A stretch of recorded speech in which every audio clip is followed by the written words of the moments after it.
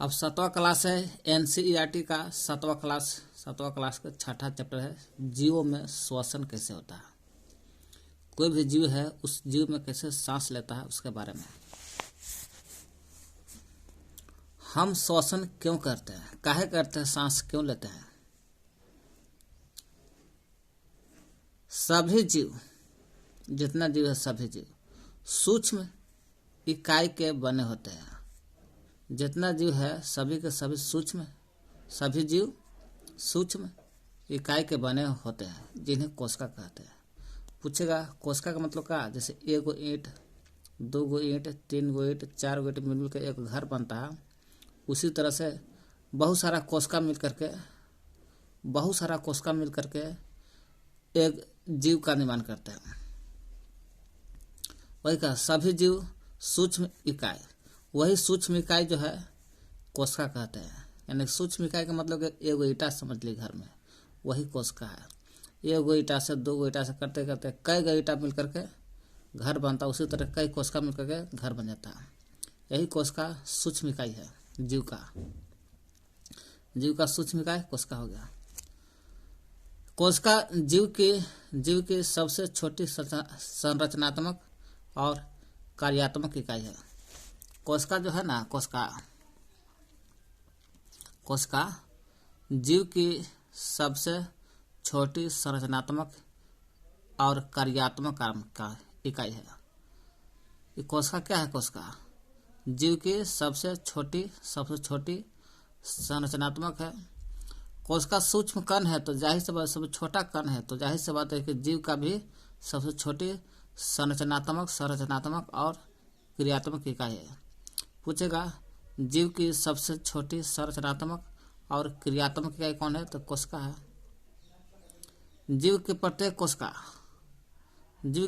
कोशिका पोषण भी करता है। कोशिका जो है, कोई भी जीव रहेगा उसका कोशिका होता है।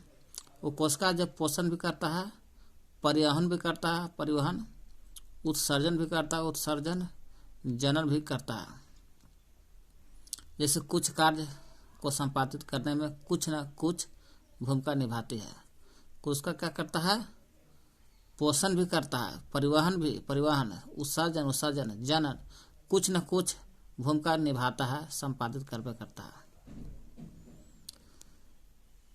कोशिका को ऊर्जा की इन कार्यों को करने के लिए कोशिका को ऊर्जा की आवश्यकता होती है। इन कार्य का मतलब कि चाहे पोषण करे कोशिका, या परिवहन करे, या उत्सर्जन करे, या जनन करे, कुछ भी करेगा तो जाहिर सी बात है इस सभी कार्य को करने के लिए कोशिका को ऊर्जा की आवश्यकता होता है। ऊर्जा रहेगा तब न कोशिका अपना काम करेगा, चाहे जनन करे या पोषण करे, परिवहन करे, उत्सर्जन करे, जनन करे, ऊर्जा की आवश्यकता होती है। यहाँ तक कि हमें खाना खाते हैं, सोते भी हैं तथा पढ़ते समय भी ऊर्जा की आवश्यकता होती है।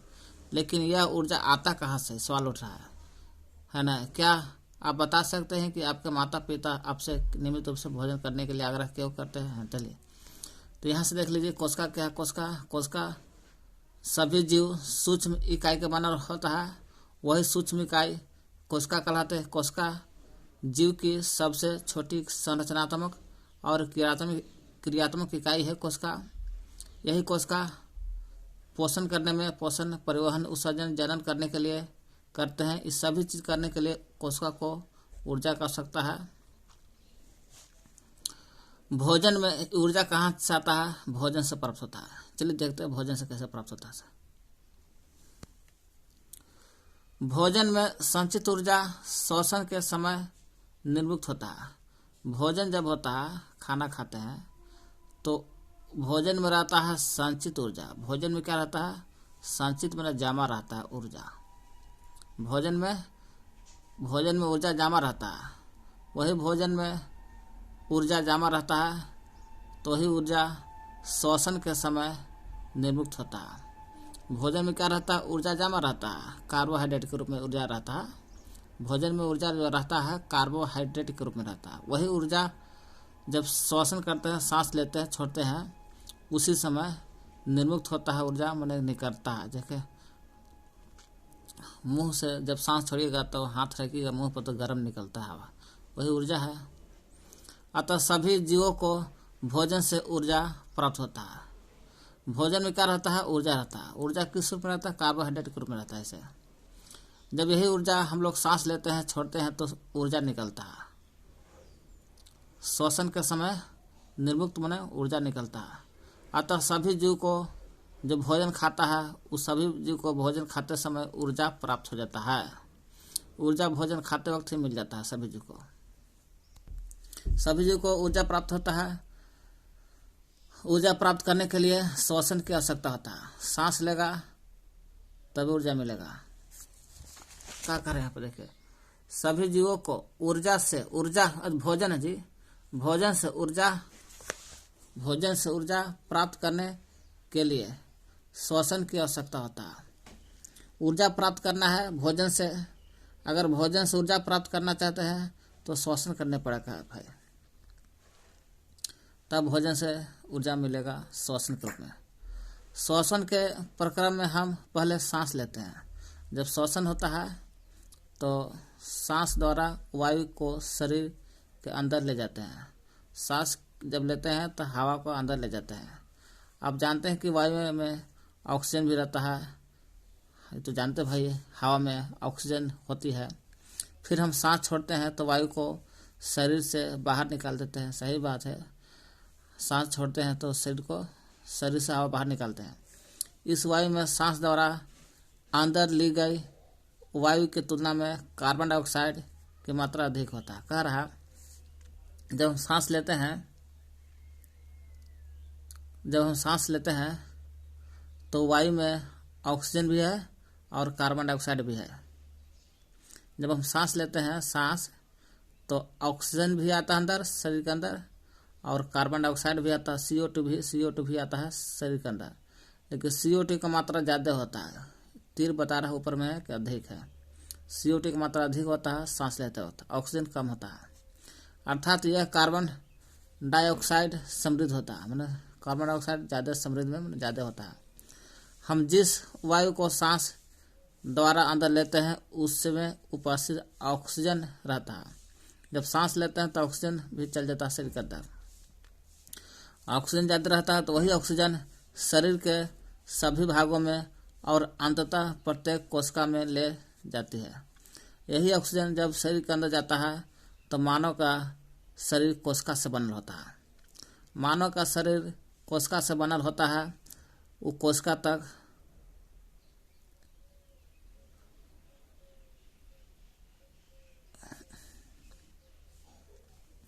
हम जिस वायु को सांस द्वारा अंदर लेते हैं उसमें उपस्थित रहता है ऑक्सीजन। ऑक्सीजन क्या करता है? शरीर के सभी भागों में और अंततः प्रत्येक कोशिका में ले जाता है ऊर्जा। ऑक्सीजन का काम है सभी कोशिका तक पहुंचाना। कोशिका में क्या कर रहा है?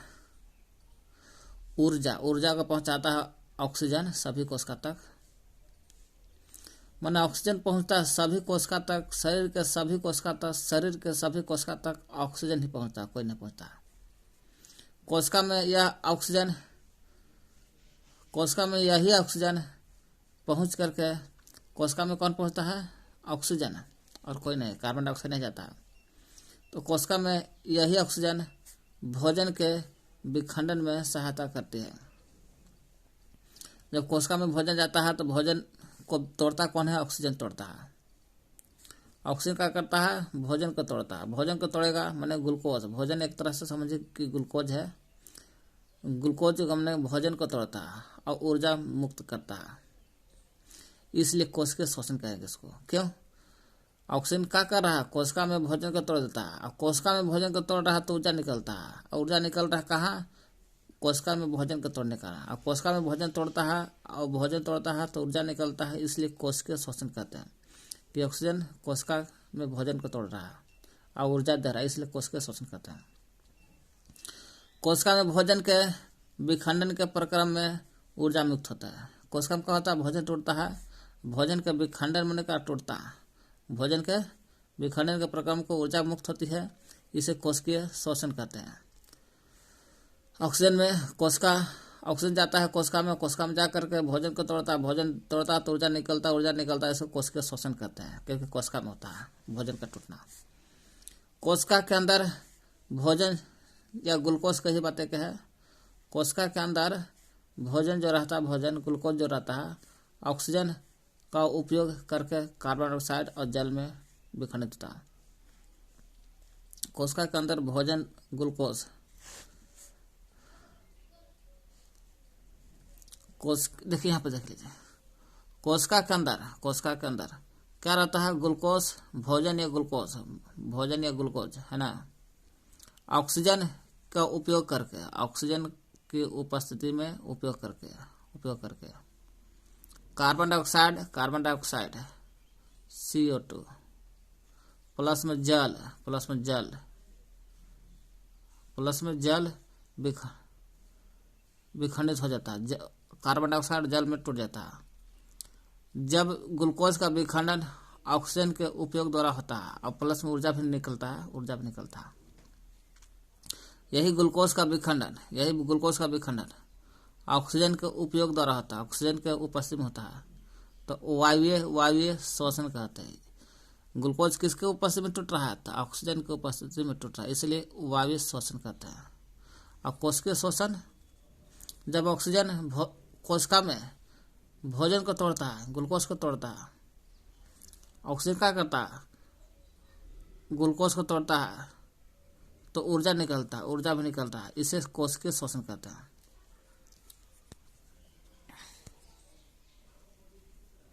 ऑक्सीजन जब कोशिका को भोजन या ग्लूकोज को तोड़ता है तो ऊर्जा निकलता है, तो कोशिकीय श्वसन, यानी कि कोशिकीय श्वसन इसको भी करेंगे। कहें कि ऑक्सीजन क्या कर रहा है, ग्लूकोज को तोड़ रहा है तो ऊर्जा भी दे रहा है चाहिए, तो कोशिकीय श्वसन हुआ। कोशिका में होगा तो कोशिकीय श्वसन कहेंगे, बस इतना ही।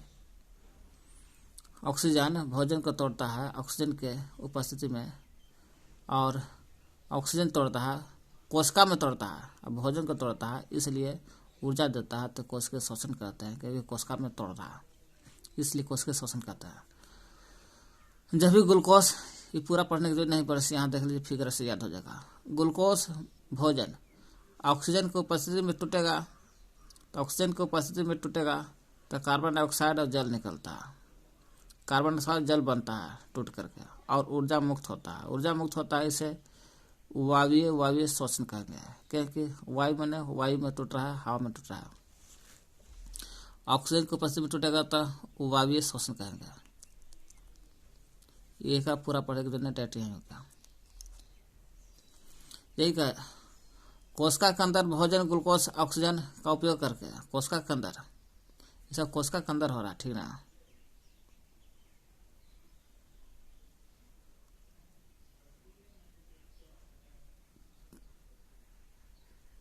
कोशिका के अंदर हो रहा है तो ऊर्जा निकल रहा है, तो कोशिकीय श्वसन कहेंगे। कोशिकीय श्वसन, अब यही ग्लूकोज का विखंडन ऑक्सीजन को उपस्थिति में हो रहा है, ग्लूकोज का विखंडन ऑक्सीजन को उपस्थिति में होता है, तो वायवीय श्वसन कहेंगे, ये वायवीय श्वसन हो गया।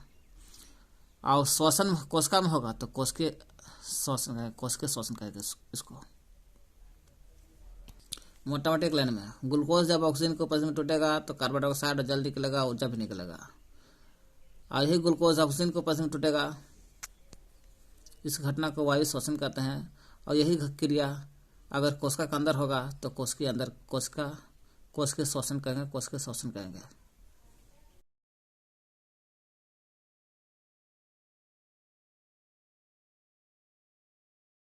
संभवतः आपको मालूम होगा कि ईस्ट, देखिए यहाँ और पढ़ना है,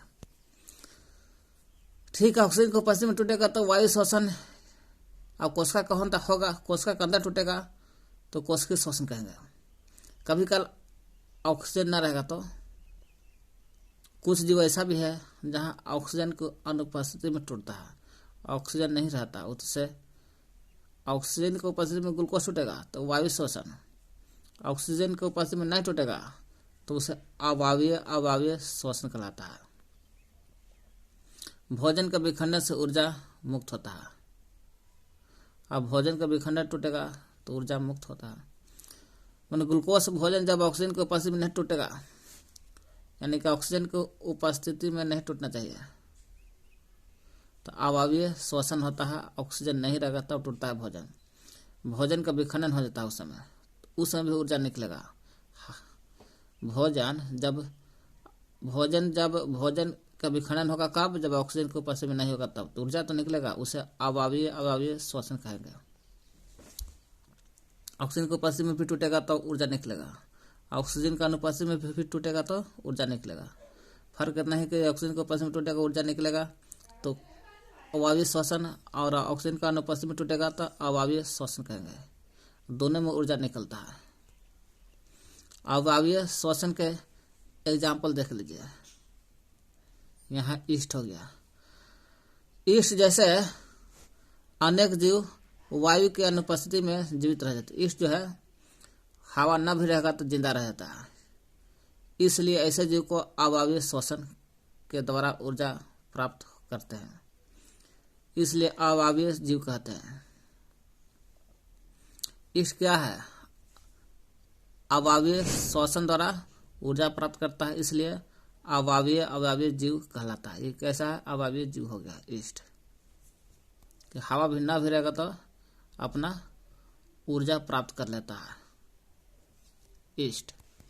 देखिए, ग्लूकोज जब ऑक्सीजन के उपस्थिति में नहीं रहेगा तो एल्कोहल और कार्बन डाइऑक्साइड बनेगा, और प्लस ऊर्जा भी निकल गया, ऊर्जा भी प्राप्त होता है।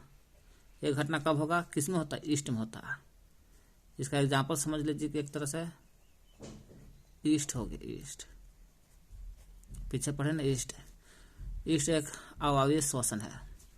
ये घटना को क्या बोलेंगे? अवायवीय बोलेंगे।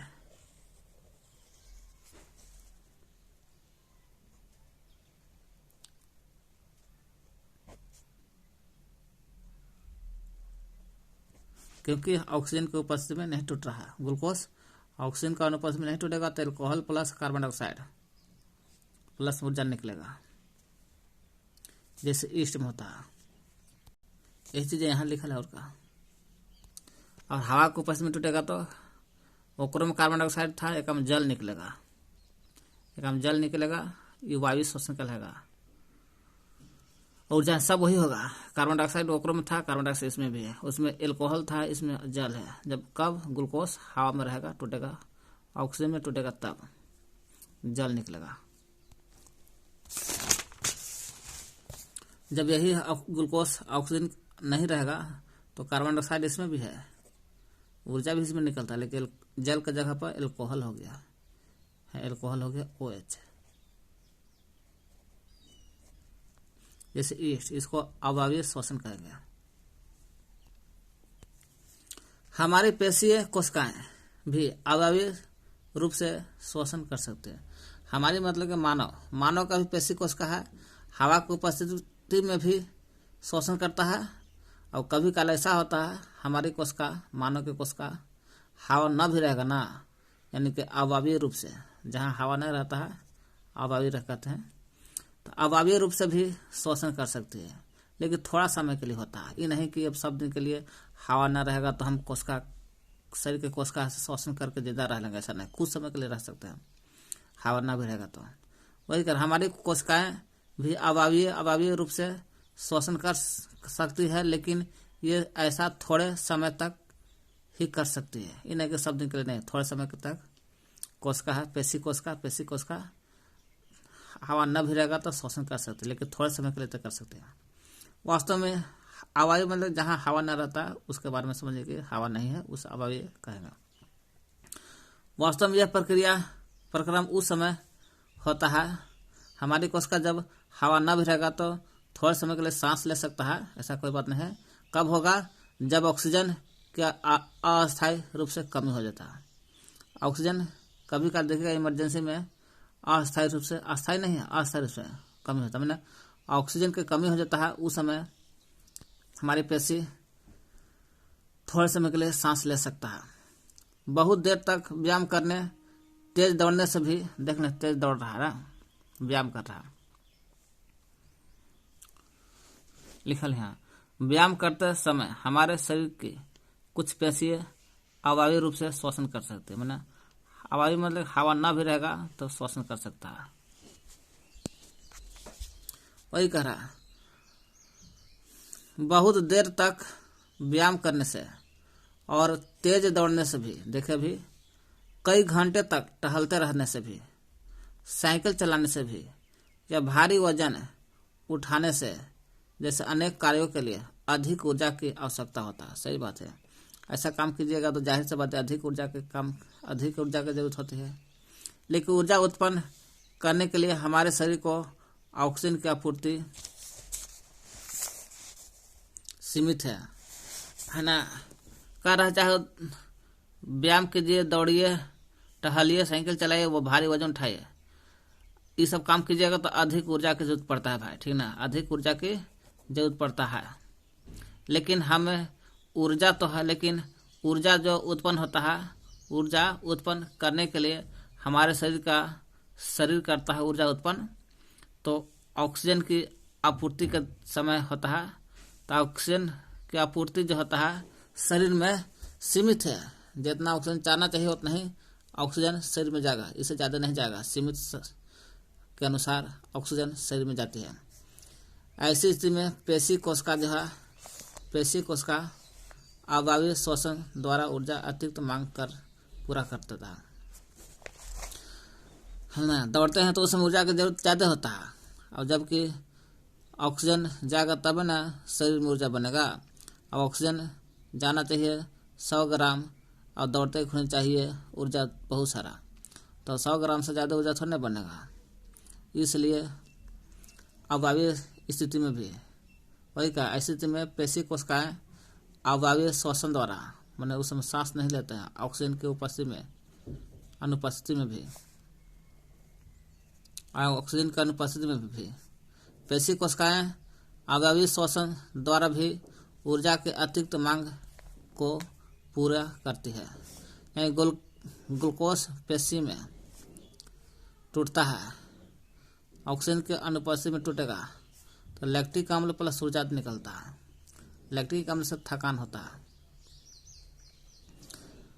ऑक्सीजन दौड़ते घूमते समय जब ऊर्जा की जरूरत होता है तो पेशी कोशिका क्या करता है, पेशी कोशिका अवायवीय श्वसन द्वारा ऊर्जा की अतिरिक्त मांग कर लेता है। कब? जब दौड़ते धूपते काम ज़्यादा भारी करने से, उस समय करते हैं तो पेशी कोशिका अवायवीय श्वसन द्वारा ऊर्जा की अतिरिक्त मांग पूरा कर लेता है। ग्लूकोज ऑक्सीजन के अनुपस्थिति में पेशी में टूटता है ग्लूकोज, तो लैक्टिक अम्ल ऊर्जा निकलता है। लैक्टिक अम्ल ऊर्जा यहाँ का यही ग्लूकोज ऑक्सीजन के अनुपस्थिति में एल्कोहल और चीनी कार्बन डाइऑक्साइड में टूटता है तो प्लस ऊर्जा भी निकलता है। ग्लूकोज टूटता तब, यही ग्लूकोज यूँ है पेशी में टूटेगा तो लैक्टिक अम्ल ऊर्जा निकलता है। पेशी में टूटेगा तो लैक्टिक अम्ल ऊर्जा, और पेशी में न टूटेगा तो ऑक्सीजन, एल्कोहल और कार्बन डाइऑक्साइड में निकलेगा।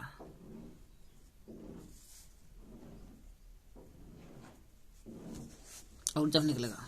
ऊर्जा तो यूँ है, ग्लूकोज जब भोजन जब पेशी में टूटेगा, ऑक्सीजन को उपस्थिति में नहीं टूटेगा तो लैक्टिक अम्ल ऊर्जा निकलता है। यही लैक्टिक अम्ल से थकान महसूस होता है। क्या आपने कभी सोचा है कि अत्यधिक व्यायाम करने के बाद आपकी पेशियों में ऐंठन क्यों होता है? ज़्यादा व्यायाम करने से शरीर में दर्द होता है, ऐंठन होता है। ऐंठन क्यों होता है? ऐंठन तब होता है जब पेशियाँ अवायवीय रूप से, मैंने ऑक्सीजन नहीं रहेगा तो श्वसन करने लगता है। ज़्यादा व्यायाम कीजिएगा ना तो पेशी कोशिकाएं अवायवीय श्वसन द्वारा ऊर्जा की पूर्ति करता है। अवायवीय श्वसन द्वारा क्या करता है? ऊर्जा को पूरा कर लेता है। कौन? जब ज़्यादा काम कीजिएगा तो पेशी कोशिका क्या करता है? पेशी कोशिका करता है, पेशी कोशिका करता है, क्या करता है? अवायवीय श्वसन द्वारा ऊर्जा को पूरा कर लेता है शरीर में, और शरीर में जितना ऊर्जा चाहिए उतना नहीं मिलता है। अब काम कर रहे ज़्यादा तो पेशी कोशिका कहता है कि देखो बाबू ये आदमी काल ज़्यादा काम कर रहा है, इसलिए अवायवीय रूप से अवायवीय श्वसन द्वारा ऊर्जा को पूरा कर लेता है। कर रहा है। ऐंठन क्यों होता है? ज़्यादा एक्सरसाइज व्यायाम करने से। जब पेशियाँ अवायवीय रूप से माने ऑक्सीजन नहीं रहता तो अवायवीय रूप से श्वसन करती है। इस प्रकार में ग्लूकोज के आंशिक विखंडन में लैक्टिक अम्ल और कार्बन डाइऑक्साइड निकलता है। जब एक्सरसाइज कीजिएगा तो पेशिया क्या करता है, शरीर में पेशिया है, मांस, ऑक्सीजन के अनुपस्थिति में लैक्टिक अम्ल टूटता है, ऊर्जा निकलता है। लैक्टिक अम्ल और कार्बन डाइऑक्साइड बनते हैं। लैक्टिक अम्ल और कार्बन डाइऑक्साइड भी बनता है, प्लस में CO2 भी बनता है, ठीक ना। लैक्टिक अम्ल और कार्बन डाइऑक्साइड बनता है। लैक्टिक अम्ल का संचयन पेशी में ऐंठन उत्पन्न करता है। जब लैक्टिक अम्ल बनेगा तो शरीर में मांस में ऐंठन महसूस होता है, दर्द करता है। कभी कभी गर्म पानी से स्नान करने तथा शरीर का मालिश करने से हमें ऐंठन से आराम महसूस होता है। गर्म पानी से स्नान कीजिए, नहाइए और क्या मालिश करवाइए तो ऐंठन जो होता है शरीर में आराम महसूस होता है। क्या आप अनुमान लगा सकते हैं कैसा क्यों होता है, क्या आराम होता है? गर्म तो बताइए, देख क्यों महसूस होता है। गर्म जल से ऐंठन इसलिए अच्छा लगता है, आराम लगता है कि गर्म जल से स्नान करना और शरीर पर मालिश करने से रक्त का संचलन जो होता है, रक्त का परिवहन, रक्त का बहना वो बढ़ जाता है। और रक्त का बढ़ना, संचलन बढ़ जाता है। इसके परिणामस्वरूप पेशी कोशिका को ऑक्सीजन की आपूर्ति बढ़ जाता है ना। गर्म चीज से क्या होता है, या मालिश करने से नहाते हैं गर्म पानी से तो गर्म हो जाता है शरीर। मालिश करने से रक्त का संचलन बढ़ जाता है और रक्त का संचलन बढ़ गया तो पेशी कोशिका को ऑक्सीजन मिलने लगता है।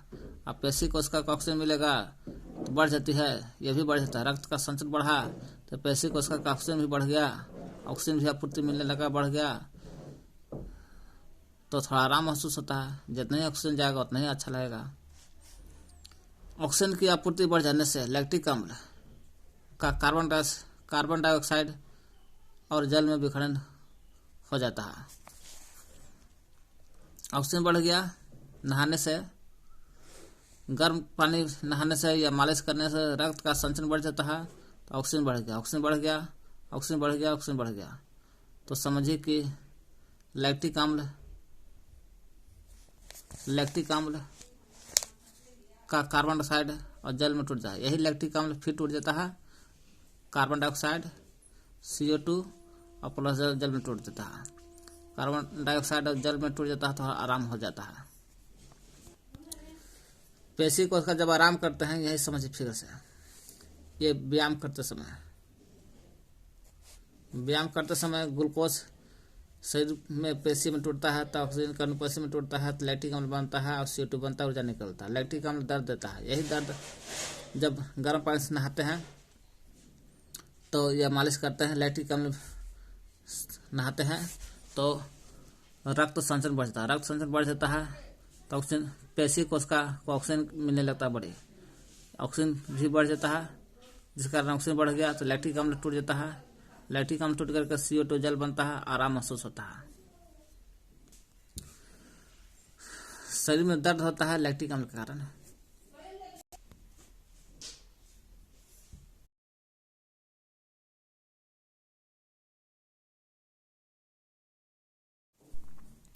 ऐंठन तब होता है जब पेशियां अवायवीय रूप से श्वसन करती है तो ऐंठन होता है। अवायवीय मतलब कि ऑक्सीजन के अनुपस्थिति में दौड़ते हैं तो या भारी काम करते हैं तो ऐंठन होता है, दर्द होता है। इस प्रकार में ग्लूकोज के आंशिक विखंडन में, यही ग्लूकोज का आंशिक विखंडन से लैक्टिक अम्ल और कार्बन डाइऑक्साइड बन जाता है और ऊर्जा भी निकलता है। यही लैक्टिक अम्ल का संचयन पेशियों में ऐंठन उत्पन्न करता है। यही लैक्टिक अम्ल जो होता है पेशी में ऐंठन महसूस होता है, दर्द करता है। और यही गर्म पानी नहाने से, मालिश करवाने से ऐंठन में आराम होता है, क्योंकि गर्म पानी स्नान करने से या शरीर पर मालिश करने से रक्त का संचलन बढ़ता है। रक्त का संचलन बढ़ गया तो ऑक्सीजन बढ़ गया, पेशी कोशिका का ऑक्सीजन बढ़ गया, रक्त का संचलन बढ़ेगा, है ना। रक्त का संचलन बढ़ेगा तो ऑक्सीजन बढ़ेगा तो लैक्टिक अम्ल CO2 जल में टूटेगा, आराम पहुंच जाता है। देखिए, व्यायाम करते समय समय हमारे शरीर के कुछ पेशियां अवायवीय रूप से शोषण कर रहा है। अवायवीय रूप से शोषण करेगा, लैक्टिक अम्ल बनेगा तो दर्द करबे करेगा लैक्टिक अम्ल के कारण। लैक्टिक अम्ल के कारण यहाँ एग्जाम्पल है ईस्ट। ईस्ट जो है, अभी देखें, ईस्ट हवा न भी रहेगा तो जिंदा रहता रहेगा, इसलिए ईस्ट अवायवीय श्वसन द्वारा जिंदा रहता है, इसलिए अवायवीय जीव कहलाता है। ईस्ट एक कोशिकीय जीव है, एक कोशिकीय जीव है। ईस्ट अवायवीय रूप से शोषण करता है, अवायवीय रूप से शोषण करता है। इस प्रक्रिया के समय एल्कोहल निर्मित होता है। जब ईस्ट अवायवीय शोषण करता है, ग्लूकोज का टूटता है अनुपस्थिति, ऑक्सीजन का अनुपस्थिति में, तो अवायवीय एल्कोहल निकलता है, कार्बन डाइऑक्साइड निकलता है, जल भी निकलता है। यही ईस्ट जब अवायवीय रूप से शोषण करता है तो एल्कोहल बनता है, वही कह रहा है, अल्कोहल निर्मित होता है। अतः इनका उपयोग शराब बनाने में, इसका अल्कोहल का प्रयोग शराब बनाने में, शराब वाइन बनाने में या बियर बनाने में। ईस्ट एक कोशिकीय जीव है, अवायवीय रूप से शोषण करते हैं, एल्कोहल बनाने में इसका प्रयोग करते हैं, है ना। जब अवायवीय रूप से टूटता है तो एल्कोहल बनता है, एल्कोहल का निर्माण शराब बनाने में और बियर बनाने में काम आता है।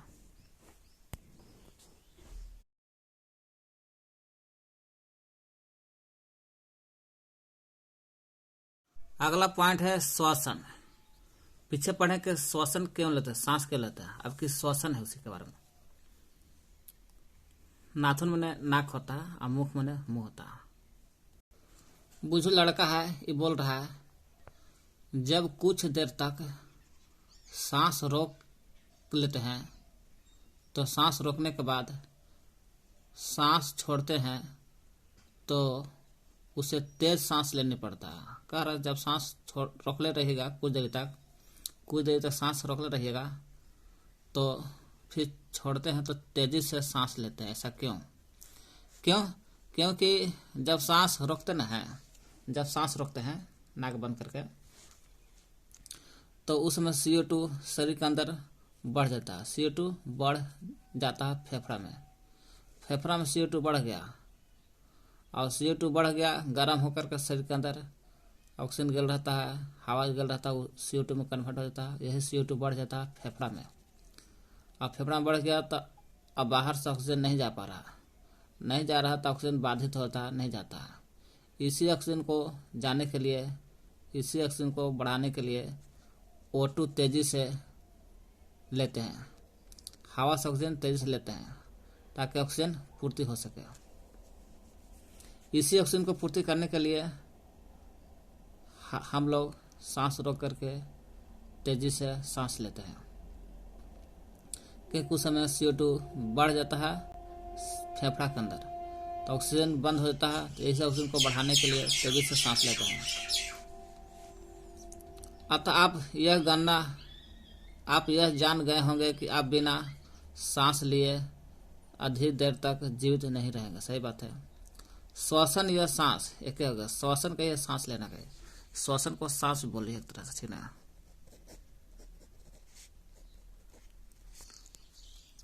श्वसन या सांस लेने का अर्थ है ऑक्सीजन से समृद्ध वायु को अंदर खींचना। सांस लेने का मतलब जहां सांस लेने के बाद हो रहा है, यानी कि हवा से हम लोग ऑक्सीजन जितना चाहिए उतना खींच रहा है, यानी कि समृद्ध खींच रहे हैं, समृद्ध में जितना जरूरत होता है उतना ले रहे हैं ऑक्सीजन या ग्रहण कर रहे हैं ऑक्सीजन, और कार्बन डाइऑक्साइड से समृद्ध वायु को बाहर निकाल रहे हैं।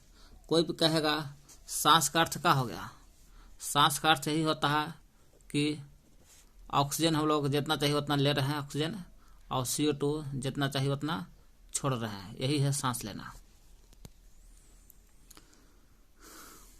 ऑक्सीजन से समृद्ध वायु को शरीर के बाहर लेना अंतर श्वसन, अंदर लेना अंतर श्वसन।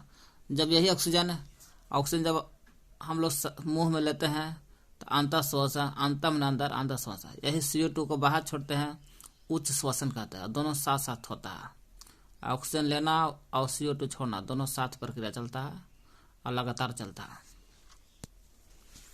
वही कर रहा, ऑक्सीजन से समृद्ध वायु को शरीर के अंदर लेना, ऑक्सीजन को अंदर लेना अंतर श्वसन, और कार्बन डाइऑक्साइड को बाहर छोड़ना उच्च श्वसन, और दोनों लगातार चलता है भाई, ठीक ना।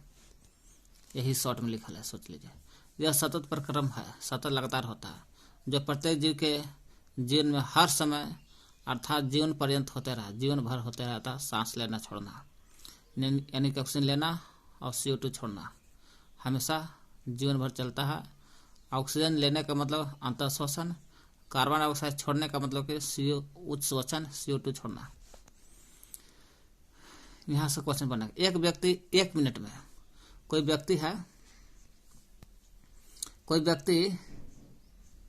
व्यक्ति रहे 1 मिनट में जितनी बार सांस श्वसन करता है या लेता है उसकी श्वसन दर कहलाता है। कह रहा है कोई व्यक्ति है 1 मिनट में जितना बार सांस लीजिएगा, जितना बार श्वसन कीजिएगा, जितना बार सांस लीजिएगा 1 मिनट में, वही है श्वसन दर। तो श्वसन दर क्या हो गया, 1 मिनट में कोई व्यक्ति कितनी बार सांस ले रहा है, 10 लिया सांस तो श्वसन दर 10 हो जाएगा। अगर 1 मिनट में 20 बार सांस ले लिया, छोड़ा, अब अंदर लिया, तो 1 मिनट में 20 बार लेगा तो श्वसन दर 20 हो जाएगा। सांस का मतलब क्या हो गया, अंतर श्वसन भी या उच्च श्वसन, माने ऑक्सीजन लेना और कार्बन डाइऑक्साइड छोड़ना। सांस लेने का मतलब कि ऑक्सीजन लेना और कार्बन डाइऑक्साइड बाहर निकालना, यही सांस है। 1 मिनट में ये प्रक्रिया, 1 मिनट में ये दोनों की प्रक्रिया, ऑक्सीजन लेना और कार्बन डाइऑक्साइड निकालना, 1 मिनट में जितना बार कर लेगा वही है श्वसन दर। ऑक्सीजन लेगा तो अंतर श्वसन और कार्बन डाइऑक्साइड निकालेगा तो उच्च श्वसन। ये दोनों लगातार चलता है जीवन पर्यंत, जीवन भर चलता है। एक श्वास अर्थात सांस का अर्थ क्या है, अंतर श्वसन, एक उच्च श्वसन। सांस लेने का मतलब कि एक अंतर श्वसन, एक उच्च श्वसन, दोनों को मिला दिया जाए तो सांस ले रहे हैं। वही एक श्वास माने अर्थात सांस का अर्थ है एक अंतर श्वसन में ऑक्सीजन लेते हैं और उस श्वसन में CO2 छोड़ते हैं। ये दोनों क्रिया को एक सांस कहते हैं, एक सांस ले लिया। ये दोनों क्रिया को एक सांस कहते हैं और यह क्रिया 1 मिनट में जितनी बार करते हैं वो श्वसन दर करते हैं। जब किसी व्यक्ति को, कोई भी व्यक्ति को अतिरिक्त ऊर्जा, जैसे ऊर्जा चाहिए उसको 100 ग्राम और अतिरिक्त चाहिए माने 20 ग्राम और चाहिए, तो आदमी लेता है, मान लेते हैं कुछ पल के लिए 100 ग्राम ले रहा है ऊर्जा, ठीक, 100 जूल ले रहा है, जूल ऊर्जा को जूल में मापते हैं, 100 जूल ऊर्जा ले रहा है और उसको चाहिए 120 जूल, नहीं 20 जूल अतिरिक्त लेना चाहता है। वही कह रहा है किसी व्यक्ति को अतिरिक्त ऊर्जा माने 20 जूल ऊर्जा अतिरिक्त, यही हुआ। वही किसी व्यक्ति को अतिरिक्त ऊर्जा की आवश्यकता होती है तो वह तेजी से सांस लेता है, श्वसन करता है माने सांस लेता है। जितना ऐसे तो नॉर्मल सांस लेवे करता है, अगर अतिरिक्त ऊर्जा लेना चाहता है कि हम अधिक से अधिक ऊर्जा प्राप्त कर, अधिक से अधिक, वह जितना तेजी से सांस लेगा तो उतना ही ऊर्जा मिलेगा उसको। वह तेजी से श्वसन करने लगता है या लगती है, इसके परिणाम क्या होता है, हमारी कोशिकाओं में ऊर्जा बनता है तेजी से। हमारी कोशिका में अधिक ऊर्जा, अधिक ऑक्सीजन जाएगा तो ऑक्सीजन की आपूर्ति अधिक होती है, तो यह भोजन को, ऑक्सीजन क्या करेगा, भोजन को अधिक विखंडन करेगा तो दर को बढ़ा देता है, विखंडन की दर बढ़ा देता है जिससे अधिक ऊर्जा मुक्त होता है। मतलब कि जितना ऊर्जा चाहिए उतना ही जल्दी सांस लो, उतना ही सांस लेगा तो उतना ही ऑक्सीजन लेगा। ऑक्सीजन क्या करता है, जितना ज़्यादा जाएगा शरीर के अंदर ऑक्सीजन उतना ही भोजन को तोड़ेगा तो उतना ही ऊर्जा निकलेगा, भोजन से ऊर्जा निकलेगा। यहाँ सवाल उठ रहा है कि कोई व्यक्ति, कोई वयस्क है, जवान की बात हो रहा है, नौजवान के, कोई वयस्क व्यक्ति विश्राम की अवस्था मैंने लेटा हुआ रहेगा तो, सोतल रहेगा तो, विश्राम कर रहा है व्यक्ति, तो समझ 1 मिनट में औसतन मैंने एवरेज औसत 15 से 18 बार सांस लेता है, अंदर लेता है और बाहर निकालता है। जहाँ सांस लिखल है तो समझ को अंदर भी ले रहा है और बाहर निकाल भी रहा है, वही सांस है। अंदर ले रहा है तो ऑक्सीजन, छोड़ रहा है तो कार्बन डाइऑक्साइड है। तो पूछेगा कोई वयस्क व्यक्ति विश्राम करेगा तो 1 मिनट में औसतन कितना 15 से 18 बार सांस लेगा, अंदर लेगा और सांस छोड़ेगा भी। और अधिक व्यायाम करने से अधिक व्यायाम करेगा, ये तो विश्राम था तब ना, अधिक व्यायाम करेगा, विश्राम था तो 15 से 18 बार सांस ले रहा छोड़ रहा है 1 मिनट में। एक अधिक व्यायाम करेगा, दौड़ेगा, धूपेगा, काम कीजिएगा तो श्वासन दर 25 बार प्रति मिनट, ये प्रति है, प्रति मिनट इसको कहते हैं, प्रति मिनट बढ़ जाता है। अधिक व्यायाम करने में श्वसन दर 25 बार प्रति मिनट तक बढ़ सकती है। और ज़्यादा काम कीजिएगा तो ऐसे 15 से 18 बार विश्राम करेगा तो सांस लेता है, छोड़ता है। लेकिन जब काम करिएगा ज़्यादा काम तो 15 से 18 से 25 बढ़ सकता है 1 मिनट में। तो वही अधिक व्यायाम करने में श्वसन दर 25 मिनट प्रति मिनट की दर से 25 बार प्रति मिनट की दर बढ़ सकती है। जब हम व्यायाम करते हैं तो हम न केवल तेजी से सांस लेते हैं बल्कि गहरे सांस भी लेते हैं। तेजी से तो हाल लेबे करते हैं और गहरा से भी सांस लेते हैं देर तक। इस प्रकार अधिक ऑक्सीजन ग्रहण करते हैं। जब गहरा सांस लीजिएगा, तेजी से सांस लीजिएगा तो ऑक्सीजन ज़्यादा लेंगे। इतना याद कर लीजिए, वयस्क व्यक्ति रहेगा, विश्राम करे रहेगा तो 1 मिनट में 15 से 18 बार सांस लेगा। अगर अधिक बार काम करेगा, अधिक व्यायाम करेगा तो 25 बार प्रति मिनट की दर से बढ़ जाता है।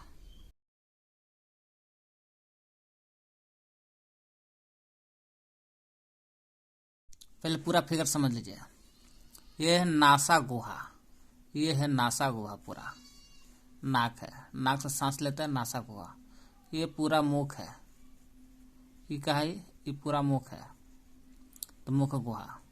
और नीचे आइएगा, हालांकि नाक से सांस लेने वाला का जगह अलग है, इसमें किक दे दिया है मुंह और नाक दोनों के। ये है ग्रसनी, ग्रसनी पीछे पड़ चुके, ग्रसनी से भोजन जाता है, ग्रसनी। फिर ये जो दिख रहा है ये आपको हो गया श्वास नली, श्वास नली है ये जो दिख रहा है पूरा, ये फेफड़ा हो गया, फेफड़ा जो धूम्रपान करने से खराब होता है, जल्दी कैंसर होता है, फेफड़ा। ओकर इधर आइएगा तो ये आपको बायां फेफड़ा, ये दायां फेफड़ा हो गया, ये दायां फेफड़ा, ये बायां फेफड़ा है। ऊपर जो हड्डी जो कुछ घेरल है, ये जो हड्डी है, ये जो हड्डी पसलियां है, पसलियां मैंने हड्डी कहते हैं इस तरह, पसलियों से हड्डी से घेरल रहता है फेफड़ा।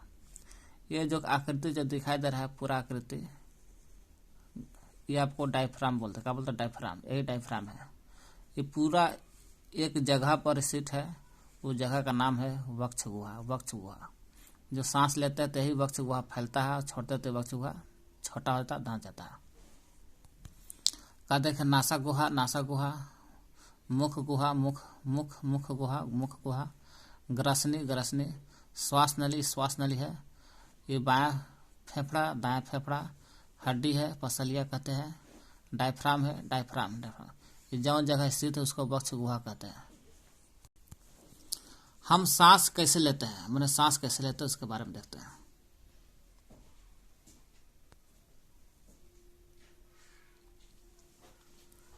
इस सवाल का रहना है कि सबसे ज्यादा ऊर्जा, सबसे कम ऊर्जा इसमें होगा, इसमें थोड़ा ज़्यादा होगा, इसमें भी थोड़ा ज़्यादा होगा, और इसमें थोड़ा सा ज़्यादा होगा, इसमें और थोड़ा सा ज़्यादा ऊर्जा लगेगा, और इसमें तो बहुत ज़्यादा ऊर्जा लगेगा। इसलिए ज़्यादा ऊर्जा है तो ज़्यादा सांस लेगा, ताकि सांस क्या करेगा, भोजन को तोड़ेगा, भोजन को तोड़ेगा तो ऊर्जा ज़्यादा मिलेगा। हम सांस कैसे लेते हैं, आइए अब हम सांस की क्रियाविधि को समझने का प्रयास करते हैं। नाथुना मैंने सांस होता है, नाथुना मैंने सांस, नाथुना यानी नासा द्वार से वायु अंदर लेते हैं, मैं नाक से सांस लेते हैं, और हम वायु को अंतःश्वसन द्वारा अंदर लेते हैं। अंतःश्वसन में के अंदर लेते हैं, मुंह में लेते हैं सांस, और यह हमारे नाथुन से नासा गुहा में चली जाती है, नासा गुहा में चली जाती है ना। अंतःश्वसन का होता है, नासा गुहा से नाक से सांस लेते हैं। नासा गुहा में चली जाती है सांस लेते वक्त। वही नासा गुहा से वायु श्वास नली से होकर हमारे फेफड़ों तक पहुंच जाती है।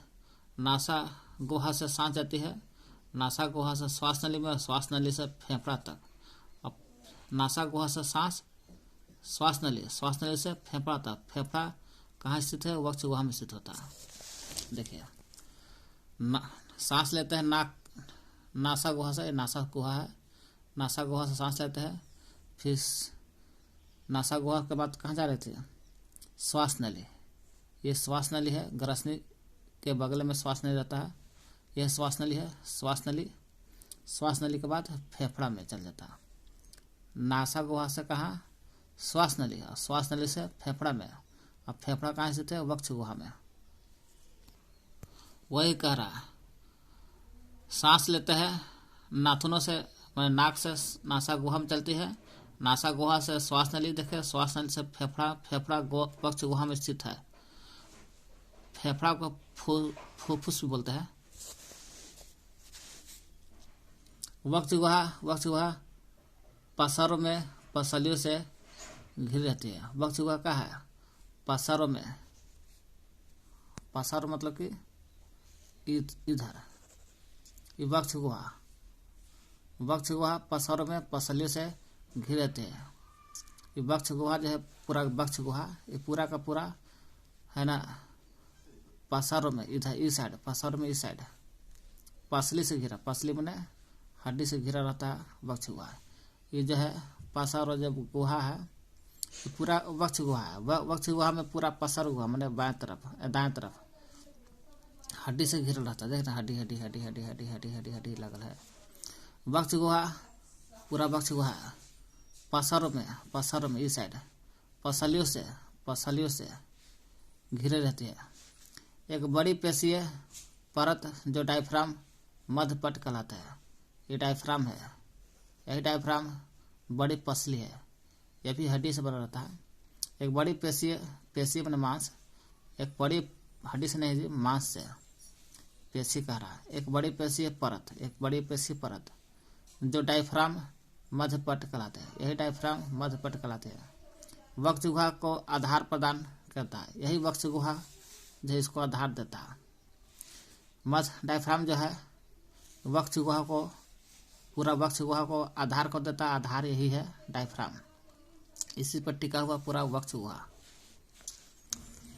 एक बड़ी पेशी परत जो डायफ्राम मध्यपट कहलाती है, वक्ष गुहा को आधार देता है यह डायफ्राम।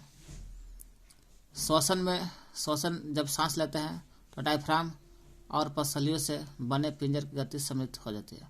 जब सांस लेते हैं तो डायफ्राम और पसलियों से बना हुआ पिंजरा जो था ना, पसली से हड्डी से बनल है, दोनों में पूरा डायफ्राम में और हड्डी में गति आ जाता है, मतलब फैलता सिकुड़ता है। कब? जब सांस लेते हैं तो डायफ्राम पसलियों से बने पिंजर की गति समित है, मतलब गति हो जाता है दोनों। अंतर श्वसन के समय पसलियां ऊपर और बाहर और गति करता है। जब अंदर में सांस लेते हैं, जब मुंह में सांस लेते हैं तो पसलियां बाहर की ओर फैलता है, पसलियां ऊपर की ओर, पसली का होगा ऊपर की ओर आएगा, पसली ऊपर की ओर फैलेगा भी सांस लीजिएगा तो। अंतःश्वसन के समय पसलियां ऊपर की ओर और बाहर की ओर गति करता है और डायफ्राम नीचे की ओर जाता है। डायफ्राम जो है डायफ्राम एकदम नीचे की ओर जाएगा। जब कब? डायफ्राम और नीचे चलाएगा कब? जब सांस लीजिएगा तो मन नीचे को गति करता है। यही गति हमारी वक्ष गुहा का आयतन को बढ़ाता है। यही वक्ष गुहा जो है सांस लेते वक्त आयतन बढ़ जाता है और वायु फेफड़े में आ जाती है। वायु कहा जाता है सांस लेते वक्त फेफड़ा में चलाता है, क्योंकि वक्ष गुहा बढ़ गया। डायफ्राम क्या होता है? डायफ्राम नीचे की ओर गति करता है, नीचे की ओर गति करेगा और पसलियां ऊपर की ओर बाहर होता है, जिसके कारण जब फैल जाता है तो ऑक्सीजन आ जाता है सांस लेते वक्त। ऐसी घटना होता है। देखिए यहाँ पर ये दोनों मंत्र देखिए, डायफ्राम नीचे की ओर गति कर रहा है कब? जब ऑक्सीजन वायु अंदर ले रहे हैं तब अंदर आ रहा है वायु अभी कब हो रहा है? जब डायफ्राम पूर्व स्थिति में आ जाता। पूर्व में का पहले जैसा था वैसे। पूर्व स्थिति मतलब का ऐसा था, पहले डायफ्राम ऐसा था, है ना। जब सांस ले रहे हैं तो डायफ्राम देख रहे हैं, डायफ्राम नीचे की ओर गति कर रहा है। डायफ्राम सांस लीजिएगा तो नीचे की ओर आ रहा है ना। अब सांस छोड़ रहे तो डायफ्राम पूर्व स्थिति में आ जाएगा, फिर उसी गोल हो गया। कब? जब वायु बाहर की ओर ढकेलता है, तो वायु को बाहर ढकेलेंगे ना, बाहर निकलेगा हवा तब। और हड्डी ये भी गति कर रहा बाहर की ओर हड्डी क्या कर रहा है? गति कर रहा है। और डायफ्राम नीचे की ओर आ रहा है। कब? ऑक्सीजन हवा लेंगे तब। जब हवा छोड़ते हैं मुंह से तो सब डायफ्राम गति बाहर के अंदर की ओर कर रहा है गति, और डायफ्राम फिर पूर्व स्थिति में आ गया। इसमें छाती चौड़ा होता है, फैलता है तो ऑक्सीजन आता है, हवा आता है। इसमें छाती छोटा हो जाता है तो ऑक्सीजन हवा बाहर निकलता है और CO2 बाहर निकलता है। उच्च श्वसन के समय पसलियां नीचे और अंदर की ओर आ जाती है। देखिए उच्च श्वसन का, और CO2 जब छोड़ते हैं तब उच्च श्वसन जहाँ कहेगा तो वहाँ समझिए कि ऑक्सीजन छोड़ रहे हैं, कार्बन डाइऑक्साइड छोड़ रहे हैं, यानी कि हवा ऑक्सीजन छोड़ रहे हैं। उस समय पसलियां देखे, पसलियां हड्डी जो था नीचे की ओर और अंदर की ओर आ जाता है, जबकि डायफ्राम ऊपर की ओर जाता है और पूर्व स्थिति में आ गया था हड्डी। जब हवा छोड़ रहे हैं तो पसलिया का अंदर की ओर आ गया और नीचे की ओर आ रहा है, और डायफ्राम पूर्व ऊपर की ओर जा रहा है। उच्च श्वसन में कार्बन डाइऑक्साइड छोड़ते हैं तो उस समय पसलियां नीचे की ओर अंदर की ओर आ जाती है, जबकि डायफ्राम ऊपर की ओर अपने पूर्व स्थिति में आ जाता है। इससे वक्ष गुहा का आयतन कम जाता है। अब वक्ष गुहा का आयतन कम जाता है, इस कारण वायु फेफड़े से बाहर ढकेला दी जाती है। इस समय क्या होता है? जब हवा बाहर निकलता है तो वक्ष गुहा सिकुड़ जाता, छोड़ जगह होता है, पूरा वक्ष गुहा छोड़ जगह होता है। इसको ज़्यादा समझने के लिए ना है, बस इतना सोच लीजिए कि हवा सांस लीजिएगा तो ये सब हड्डी बाहर की ओर जाएगा, फैलेगा, और डायफ्राम नीचे की ओर आ रहेगा। तो हवा ज़्यादा फैलेगा तो ज़्यादा वक्ष गुहा फैलेगा तो ऑक्सीजन ज़्यादा आएगा, हवा ज़्यादा आएगा तो फेफड़ा में जाएगा। और जब वही हवा को छोड़ते हैं तो यही हड्डी जो फैल रहा था तब अंदर की ओर धंसेगा, नीचे की ओर आएगा, और हड्डी नीचे की ओर अंदर की ओर धंसेगा, और डायफ्राम पूर्व स्थिति में आ जाता है। इससे हवा निकलती है, यानी सांस छोड़ते हैं तो CO2 निकलता है। ये अंतर श्वसन अंदर ले रहे हैं सांस को, तो उच्च श्वसन मतलब कि CO2 जब छोड़ रहे हैं, तो अंतर श्वसन में ऑक्सीजन ले रहे हैं, ऑक्सीजन लेते हैं। पसलियां बाहर की ओर गति करती है, पसलियां बाहर की ओर गति कर रहा है, पसलियां अंदर की ओर गति कर रहा है, अंदर की ओर गति कर रहा है पसलियां। अपने शरीर में हम इन गतियों को आसानी से अनुभव कर सकते हैं। अपने शरीर के बारे में कह रहा है कि टोके देखिए, सांस लेकर के पता चलेगा। सांस लीजिए, पता चलेगा कि हड्डी बाहर की ओर जा रहा है कि नहीं, डायफ्राम नीचे की ओर आ रहा है कि नहीं। फिर छोड़ कर देखिए हड्डी बाहर से अंदर की ओर आ रहा है कि नहीं, और डायफ्राम जो है अपनी पूर्व स्थिति में आया कि नहीं। एक गहरी सांस लीजिए, अपने हथेली के ऊपर रख इस क्रियाकलाप करने के लिए करा। धूम्रपान फेफड़ों को क्षति पहुंचाता है, इसलिए धूम्रपान फेफड़ों को क्षति पहुंचाता है, इसलिए धूम्रपान से कैंसर भी हो सकता है, इससे बचना चाहिए। कह रहा है कि छींक क्यों होता है? छींक सुनिए, हमारे आसपास की वायु में अनेक प्रकार के अवांछित कण है। अवांछित मतलब कचरा चीज है, जो हम लोग नहीं सांस लेना चाहते वो भी चीज है। धूल कण, अवांछित कण का मतलब कि जैसे धूम्र है, धूल है, पराग कण है, बहुत सारा धूल पराग कण आदि होते हैं, यही अवांछित कण है उसका। अवांछित मतलब हम नहीं चाहते उस है, और का उसको धूम्र, धूल कण, पराग कण सब अवांछित कण है।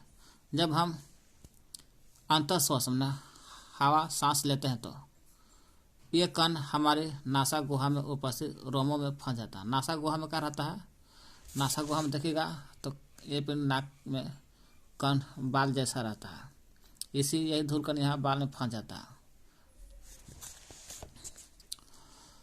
ये कण जब हम सांस लेते हैं तो ये कण हमारे नासा गुहा में ऊपर से रोम रहता है, रोम, वही रोम में फंस जाता है, चाहे धूम्र हो या धूल हो या पराकण, सब फंस जाता है, रोम में फंस जाता है। यदि फंस जाता तो साफ सुथरा हवा लेते हैं। कभी काल का होता है, कभी काल ऐसा कण चाहे धूम्र या धूल या पराकण हो, वो ऐसा कण नासा गुहा के पार चला जाता है। तब ये गुहा कोमल परत को उत्तेजित करता है। जो गुहा जह गया, चाहे धूम्र हो या धूल कण हो या पराकण हो, तो गुहा के नासा गुहा रहता है, उसके कोमल परत को उत्तेजित करता है, जिसके कारण हमें छींक आ जाती है। क्या होता है? छींक आती है। छींक से अवांछित कण, छींक आता है तो अवांछित कण जो है, चाहे धूम्र हो या धूल या पराकण है, कोई भी अवांछित कण है, तो छींक आने से अवांछित कण वायु के साथ बाहर निकल जाता है, हवा के साथ बाहर निकल जाता है। इस प्रकार हम स्वच्छ वायु में अच्छा हवा ही हमारे शरीर में प्रवेश कर पाती है, अन्यथा खराब नहीं। सावधानी बरतें हैं। जब आप छींकते हैं तो अपनी नाक को ढक लीजिए भाई, जिससे आपके द्वारा बाहर निकले गए कण को अन्य व्यक्ति द्वारा अंतः श्वसन के समय ग्रहण न कर सके। अगर आप छींक रहे हैं तो जो आप सांस छींकते वक्त जो नाक से हवा निकलता है वो दूसरे व्यक्ति के मुंह में न चला जाए, सांस में न चला जाए, इसलिए सावधानी बरतना है। रुमाल लेके ही छींके या नाक को ढक ले। बुझो लड़का है, ये जानना चाहता है कि कोई व्यक्ति अपने फेफड़े में कितनी वायु भर सकता है, अपना फेफड़ा जो है कितना हवा भर सकता है फेफड़ा में। तो 24 घंटा में कोई व्यक्ति है, 24 घंटा में एच मैंने आवर मैंने घंटा, 24 घंटा में 5000 गैलन, सोच लीजिए 5000 गैलन यानी कि 20,000 लीटर। 5000 गैलन को 20,000 लीटर भर सकता है। 24 घंटा में 5000 गैलन यानी कि 20,000 लीटर में बोलना है तो 20,000 लीटर हवा भर सकता है। एक वयस्क मानव है, पुरुष के फेफड़े की औसत कुल क्षमता लगभग 6 लीटर हवा भर सकता है। एक वयस्क मानव पुरुष के फेफड़ा है, उसके औसत कुल क्षमता लगभग 6 लीटर हवा भर सकता है, 6 लीटर हवा भर सकता है एक वयस्क मानव रहेगा तो। और 24 घंटा में 500 गैलन या 20,000 लीटर हवा भर सकती है।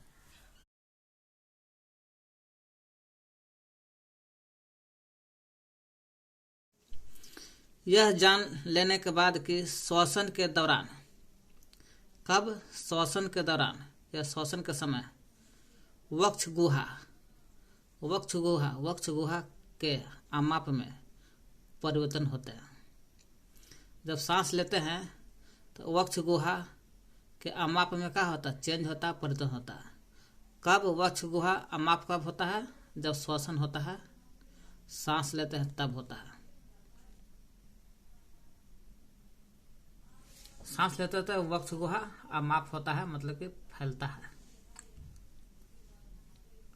अमाप ने एक तरह कही ना कि इसको माप नहीं सकते हैं, कितना सांस ले, जितना सांस लीजिएगा उतना ही बड़ा होगा ये। इसलिए सांस लेते वक्त वक्ष गुहा के अमाप में परिवर्तन होता है। अगला पॉइंट है, हम उच्च श्वसन में बाहर क्या निकालते हैं।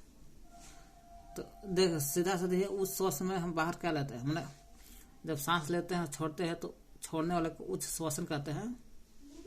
तो उच्च श्वसन में हम वायु गैस का मिश्रण है, तो वायु क्या है? गैसों का मिश्रण है।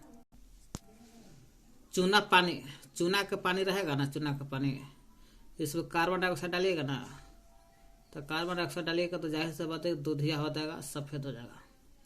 कब चूना का पानी में CO2 जाएगा तो दूधिया सफेद होता है पानी। देखिए यहाँ पर लिखा है, ऊपर अस्ट्रा है, ये पाइप है, अस्ट्रा पाइप है। ये लड़का फूंक मार रहा है, लड़का फूंक रहा है, तो फूकेगा तो क्या निकलेगा? CO2 निकलेगा। लड़का फूकेगा तो क्या निकलेगा? CO2 जाएगा तो नीचे क्या है? चूना का पानी है। तो अभी इसमें फूंक नहीं मारेगा तो चूना का पानी है, जैसे फूंक मारेगा लड़का से आ जाएगा CO2, क्योंकि मुंह से निकलता है CO2। सांस छोड़ रहा है तो CO2 निकलेगा, जैसे चूना का पानी से मिलेगा तो ये पानी दूधिया हो जाएगा। उच्च वासित वायु को चूने के पानी पर प्रभाव दूधिया होगा। यह वही कह रहा है, चूना का पानी में CO2 जाते के साथ दूधिया हो जाता, सफेद हो जाता। इधर कुछ पढ़े जो नहीं है। अंतर श्वसन, अंदर लेना, उच्च श्वसन बाहर निकालना। जब सांस लेता है तो अंतर श्वसन ऑक्सीजन लेते हैं, उच्च श्वसन छोड़ता है तो CO2 में ऑक्सीजन और कार्बन डाइऑक्साइड का प्रतिशत। सांस लेना एक तरह अंतर श्वसन मतलब कि सांस लेना लिखिए, और सांस छोड़ना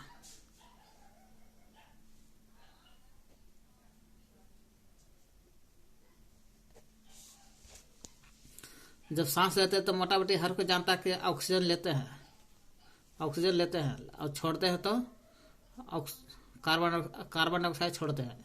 लेकिन यहाँ पर ध्यान देना है, सांस लेते वक्त ऑक्सीजन 21% छोड़ते हैं, 21% लेते हैं। सांस लेते हैं तो ऑक्सीजन के साथ साथ कार्बन डाइऑक्साइड भी लेते हैं। बाबू पढ़े होंगे ऑक्सीजन खाली लेते नहीं, कार्बन डाइऑक्साइड भी लेते हैं। और छोड़ते हैं, सुने होंगे कार्बन डाइऑक्साइड छोड़ते हैं नहीं, जो लेते हैं वही छोड़ते हैं, ऑक्सीजन भी छोड़ते हैं और कार्बन डाइऑक्साइड भी छोड़ते हैं।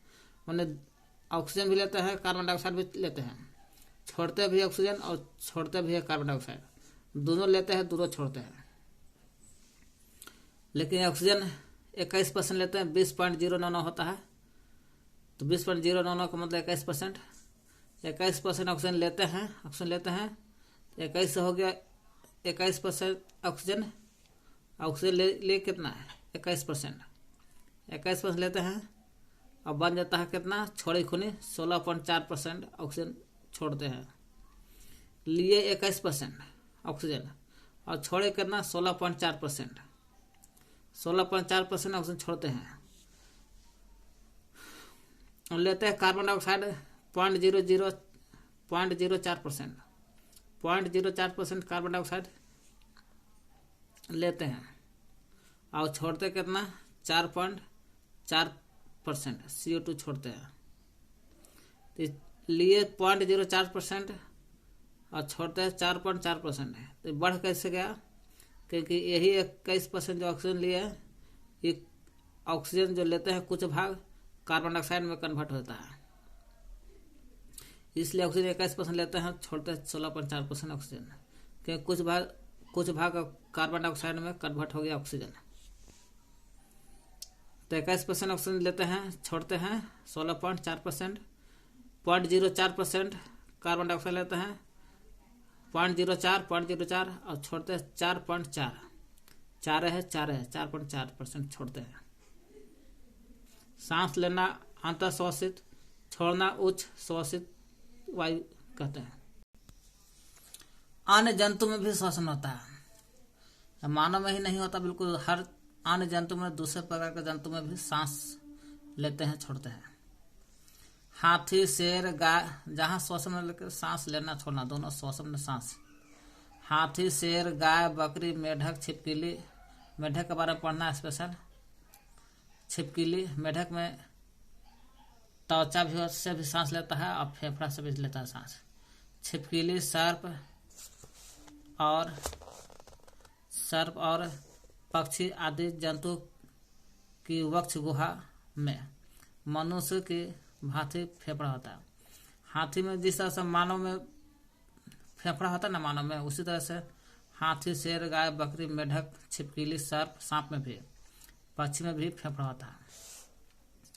जीव श्वसन कैसे करते हैं, कोई भी जीव है सांस कैसे लेते हैं, क्या इनके भी मनुष्यों के फेफड़े जैसा ही श्वसन अंग होते हैं? तो हाँ, मनुष्य के फेफड़ा जैसा अंग है, उसी तरह से इसका भी, जीव के भी श्वसन अंग होते हैं। इसके बारे में सवाल कर रहा है। तो आगे हम लोग कॉकरोच के बारे में पढ़ेंगे, उसके पहले देख लेते हैं। बुझो जानना चाहता है कि कॉकरोच जो है, कॉकरोच, तिलचट्टा, घेंघा, मछली, केंचुआ, चींटी और मच्छर में भी फेफड़े होते हैं। ये पूछ रहा सवाल है कि तिलचट्टा, घेंघा, मछली, केंचुआ, चींटी और मच्छर में फेफड़ा होता है और कॉकरोच में भी फेफड़ा होता है। तो सवाल पूछ रहा है, तो देखते हैं कॉकरोच में फेफड़ा होता है कि नहीं होता है। कॉकरोच, कॉकरोच के शरीर, देखिए कॉकरोच है, श्वास प्रणाली तंत्र। कॉकरोच के शरीर के पार्श्व भाग,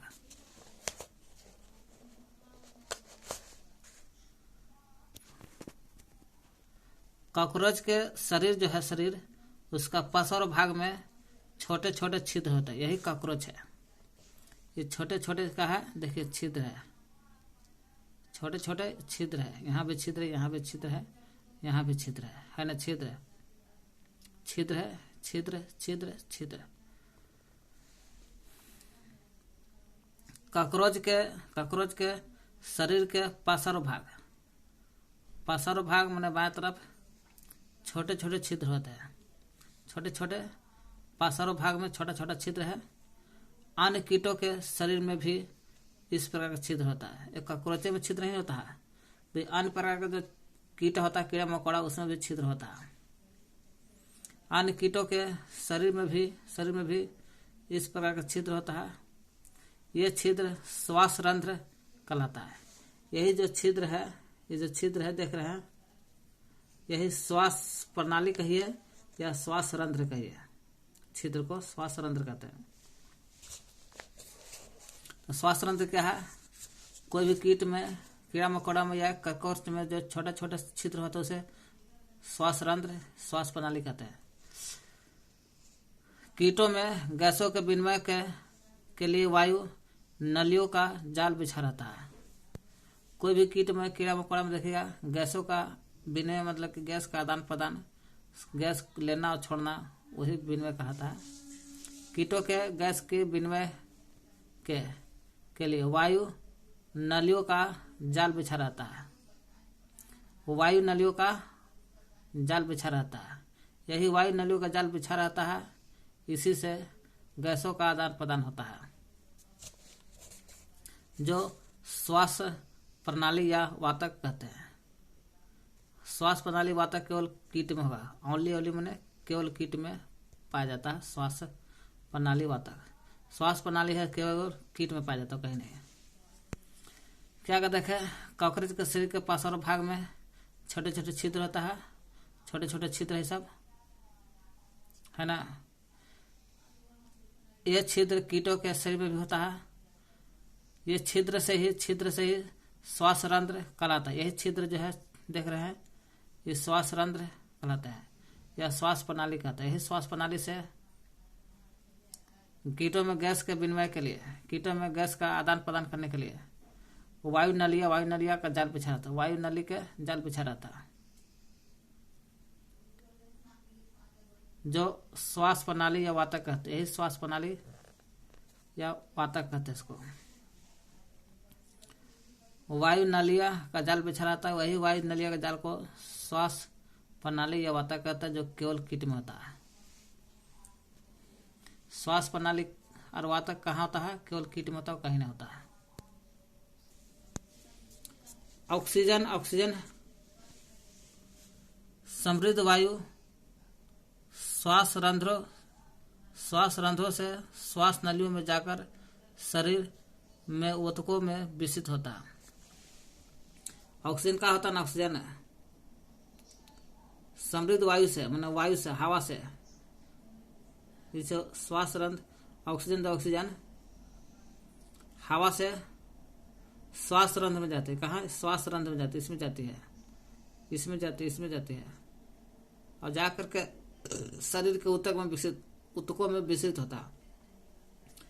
ऑक्सीजन का होता है? ऑक्सीजन रंध्र में जाती है और रंध्र से पूरे शरीर के ऊतक में फैल जाता है। वही करा, ऑक्सीजन समृद्ध वायु से ऑक्सीजन लेता है, ऑक्सीजन लेकर के श्वास रंध्र में जाता है, श्वास रंध्र में जाकर के श्वास नली में जाता है, श्वास नली में जाकर के शरीर के ऊतक में विषित हो जाता है। यही श्वास नली, वायु नलियों का जाल बिछा रहता है, उसे श्वास प्रणाली वातक कहते हैं। श्वास रंध्रों से वायु श्वास नली में जाता है, श्वास नली में जाकर के शरीर के ऊतक में विषित हो जाता है और शरीर का प्रत्येक कोशिका पहुंचता है। कहने का मतलब हुआ ना, ऑक्सीजन हवा से ऑक्सीजन लेता है और लेकर के श्वास रंध्र में जाता है, श्वास रंध्र से श्वास नली में जाता है, श्वास नली में जा करके शरीर के ऊतक में जाकर फैल जाता है। वही कहा, ऑक्सीजन हवा से लेकर के श्वास रंध्र में, श्वास रंध्र से श्वास नली में, श्वास नली से शरीर के ऊतक में फैल जाता है और शरीर के ऊतक फैल गया के बाद शरीर के प्रत्येक कोशिका तक पहुंच गया और ऊतक पहुंच गया तो कोशिका तक भी पहुंच जाएगा। इसी प्रकार कोशिकाओं से कार्बन डाइऑक्साइड श्वास नली में आती है। कोशिका से कहा जाता है, कोशिका में ऑक्सीजन आ गया, कोशिका से CO2 श्वास नली में और श्वास नली से श्वास रंध्र के द्वारा बाहर भी निकल जाता है CO2। श्वास रंध्र से ऑक्सीजन भी लेता है और श्वास रंध्र से CO2 भी बाहर निकलता है। वही कह रहा है। इसी प्रकार कोशिका से कार्बन डाइऑक्साइड श्वास नली में और श्वास रंध्र से बाहर, माने ऑक्सीजन भी इसी तरह से देखिए, ऑक्सीजन भी जाता है श्वास रंध्र से, श्वास रंध्र से श्वास नली में और ऑक्सीजन जाएगा श्वास रंध्र में, श्वास रंध्र से श्वास नली में, श्वास नली से कोशिका तक पहुंचता है। फिर कोशिका से फिर श्वास नली में श्वास रंध्र से और CO2 बाहर निकल जाता है। CO2 बाहर निकलेगा। ऑक्सीजन जाएगा श्वास रंध्र से श्वास नली से कोशिका, ऑक्सीजन यहाँ CO2 में कन्वर्ट होता है। कार्बन डाइऑक्साइड फिर क्या होता है, कोशिका से श्वास नली से श्वास रंध्र से बाहर आ जाता है। वही चीज यहाँ लिखल है। श्वास नाल अथवा श्वास प्रणाली केवल कीट में ही पाए जाते हैं। जो श्वास नाल है या श्वास प्रणाली है केवल कीट में पाया जाता है, कहीं नहीं, जंतु में नहीं पाया जाता है। श्वास प्रणाली या ऊतक कहाँ होता है, केवल कीट में पाया जाता है, जंतु में नहीं पाया जाता है। कॉकरोच की बात हो रहा है। कॉकरोच में देखें कॉकरोच में ही देखें कि इधर से ऑक्सीजन गया श्वास रंध्र में, श्वास रंध्र से गया श्वास नली में, श्वास नली से जहाँ श्वास नली केवल कीट में पाया जाता है, कहीं नहीं, यही श्वास नली से और O2 जा रहा है, ऑक्सीजन श्वास रंध्र से श्वास नली से कोशिका और कोशिका से फिर कहाँ होता है, कोशिका से ऑक्सीजन आता है। ऑक्सीजन आएगा, ऑक्सीजन कार्बन डाइऑक्साइड, यही ऑक्सीजन गया यहाँ, ऑक्सीजन से कार्बन डाइऑक्साइड बन जाएगा, कार्बन बन के श्वास नली से श्वास रंध्र से बाहर निकल जाता है CO2 कार्बन डाइऑक्साइड।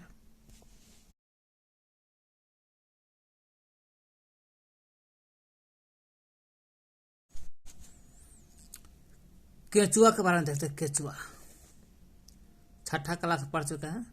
केचुआ अपनी त्वचा से श्वसन करता है और केचुए की त्वचा स्पर्श करने पर त्वचा से श्वसन लेता है, सांस लेता है। यही त्वचा को स्पर्श, यहाँ स्पर्श लिखल है, त्वचा स्पर्श करने पर आर्द्र महसूस होगा और श्लेष्मीय माने चिकनाहट प्रतीत होती है। इसमें से गैस का आवागमन आसानी से हो जाता है। तो केचुआ के बारे में क्या देखें। केचुआ त्वचा से सांस लेता है, त्वचा ऊपरी सतह से, और त्वचा को स्पर्श कीजिएगा तो आर्द्र और श्लेष्मीय चिकनाहट, आर्द्र में नमी गीलापन, गीला जकुत, और श्लेष्मीय माने चिकनाहट प्रस्तुत माने महसूस होता है। इसी त्वचा से गैसों का आवागमन आसानी से हो जाता है। गैसों का आवागमन हो गया तो सांस ले लिया। मेढक देखें। मेढक में मनुष्य की भांति फेफड़ा होता है। मनुष्य में जैसे फेफड़ा होता है उसी तरह मेढक में फेफड़ा होता है और अपने त्वचा से भी श्वसन करते हैं। फेफड़ा से भी सांस लेता है और फेफड़ा सांस लेने के साथ साथ त्वचा से भी सांस लेता है। आर्द्र और श्लेष्मीय होता है। जो त्वचा है, कैसे केचुआ का त्वचा को आसपास कीजिएगा तो आर्द्र और श्लेष्मी होता है। उसी तरह से मेढक में भी त्वचा होता है, यही त्वचा केंचुआ की तरह आर्द्र आर्द्र लिख आर्द्र आर्द्र और श्लेष्मी में चिकनाहट होता है।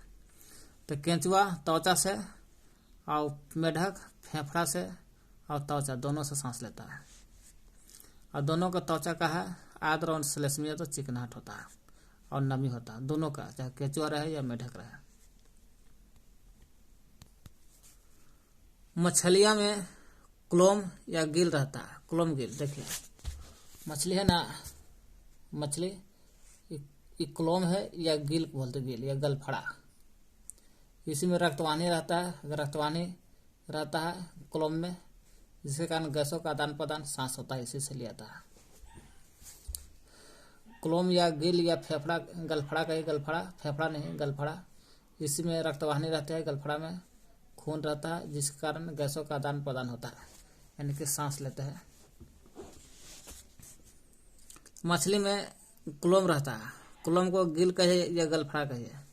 क्लोम जल में घुली हुई ऑक्सीजन का उपयोग करने में उनकी सहायता करता है। क्लोम जो है जल में जो घुला रहता है ऑक्सीजन, पानी में रहेगा, पानी में ऑक्सीजन भी घुला रहता है, वही ऑक्सीजन का ये उपयोग करता है क्लोम, ताकि सांस लेने में। क्लोम त्वचा से बाहर की ओर निकले हुए रहता है। क्लोम में देख रहे हैं त्वचा से शरीर के बाहर है, शरीर के बाहर रहता है क्लोम। क्लोम त्वचा से बाहर की ओर निकले होता है। आप सोच रहे हैं कि क्लोम किस प्रकार श्वास में सहायता करता है। क्लोम से सांस लेने में काम आता है। क्लोम में रक्त वाहिनियों की संख्या अधिक होता है। क्लोम में रक्त वाहिनी की संख्या ज्यादा होता है। इसी से गैसों का विनिमय होता है, गैस का आदान प्रदान, मतलब कि गैसों का विनिमय होता है, इसी से सांस लेता है।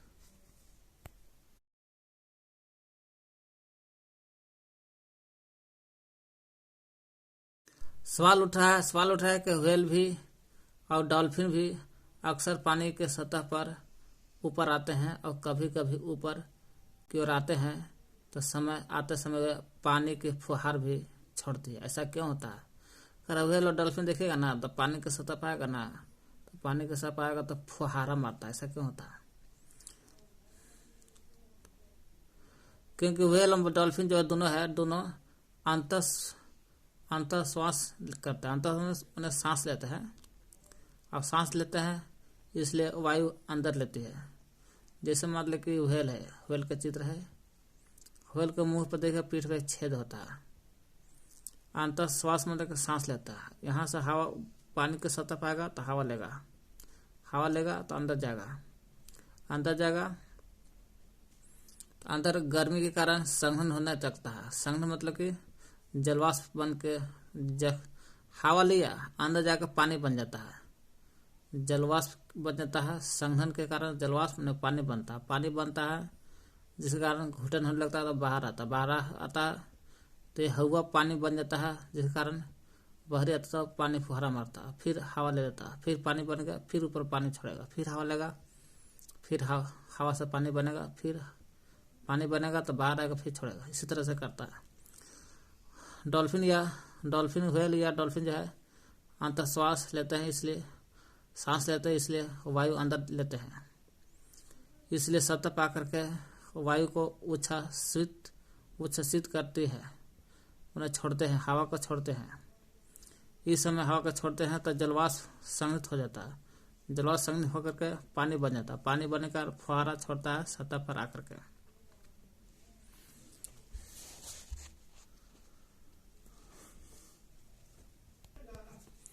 बेहतर जीवन के लिए सांस लेना, बेहतर जीना है, बेहतर जीवन जीना है तो सांस लेना जरूरी है जी। नियमित परंपरागत श्वसन व्यायाम, प्राणायाम बोलते हैं इसको, नियमित रूप से रोज एकदम, और नियमित रूप से परंपरागत रोज श्वसन व्यायाम, सांस लेने वाला व्यायाम नियमित रूप से करिएगा, उसको प्राणायाम कहते हैं। रोज सांस लेने का व्यायाम कीजिएगा ना, उससे हमारे फेफड़ों में वायु को अंदर लेने की क्षमता को बढ़ाता है। रोज सांस लेने वाला व्यायाम कीजिएगा तो फेफड़ा में हवा लेता था 5 लीटर, तो व्यायाम करने से अब 10 लीटर लेना शुरू कर देगा। वही है, अंदर फेफड़ा जो है हवा लेने की क्षमता को बढ़ा देता है। इस प्रकार हमारे शरीर की कोशिकाओं को ज़्यादा ऑक्सीजन मिलेगा, और ज़्यादा ऑक्सीजन मिलेगा जिसके कारण अधिक ऊर्जा होगा। अधिक ऊर्जा होगा तो शक्ति ज़्यादा मिलेगा। कह रहा है कि आप पादप माने पेड़ पौधा भी सांस लेते हैं, श्वसन करते हैं। तो हाँ, देखते हैं। देखिए, प्रकाश संश्लेषण होगा ना।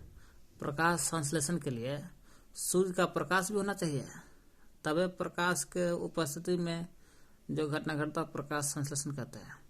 तो प्रकाश संश्लेषण के लिए सूर्य का प्रकाश प्लस में CO2 कार्बन डाइऑक्साइड प्लस में जल और क्लोरोफिल होना चाहिए। 4 चीज, 1 2 3 4। सूर्य का प्रकाश, कार्बन डाइऑक्साइड, जल, क्लोरोफिल। तब प्रकाश संश्लेषण के समय CO2 छोड़ते हैं, ऑक्सीजन छोड़ते हैं, और ऑक्सीजन छोड़ता है और CO2 लेता है। लेकिन यही पेड़ पौधा श्वसन करेगा, सांस लेगा। ये तो प्रकाश संश्लेषण हुआ। श्वसन होगा, प्रकाश संश्लेषण में CO2 छोड़ता है, CO2 लेता है, और श्वसन होगा पेड़ पौधा के तो ऑक्सीजन लेता है और CO2 छोड़ता है, उल्टा हो जाएगा। प्रकाश संश्लेषण में CO2 ले रहा था, लेकिन श्वसन में CO2 छोड़ता है। बस, प्रकाश संश्लेषण में ऑक्सीजन छोड़ रहा था और श्वसन में ऑक्सीजन लेगा। सीधा सी याद कर लीजिए, उल्टा। प्रकाश संश्लेषण हो रहा है तो CO2 लेगा, श्वसन हो रहा है तो CO2 छोड़ेगा। बस ये याद कर लीजिए, याद अपने आप हो जाएगा। CO2 लेता है तो CO2 छोड़ता है।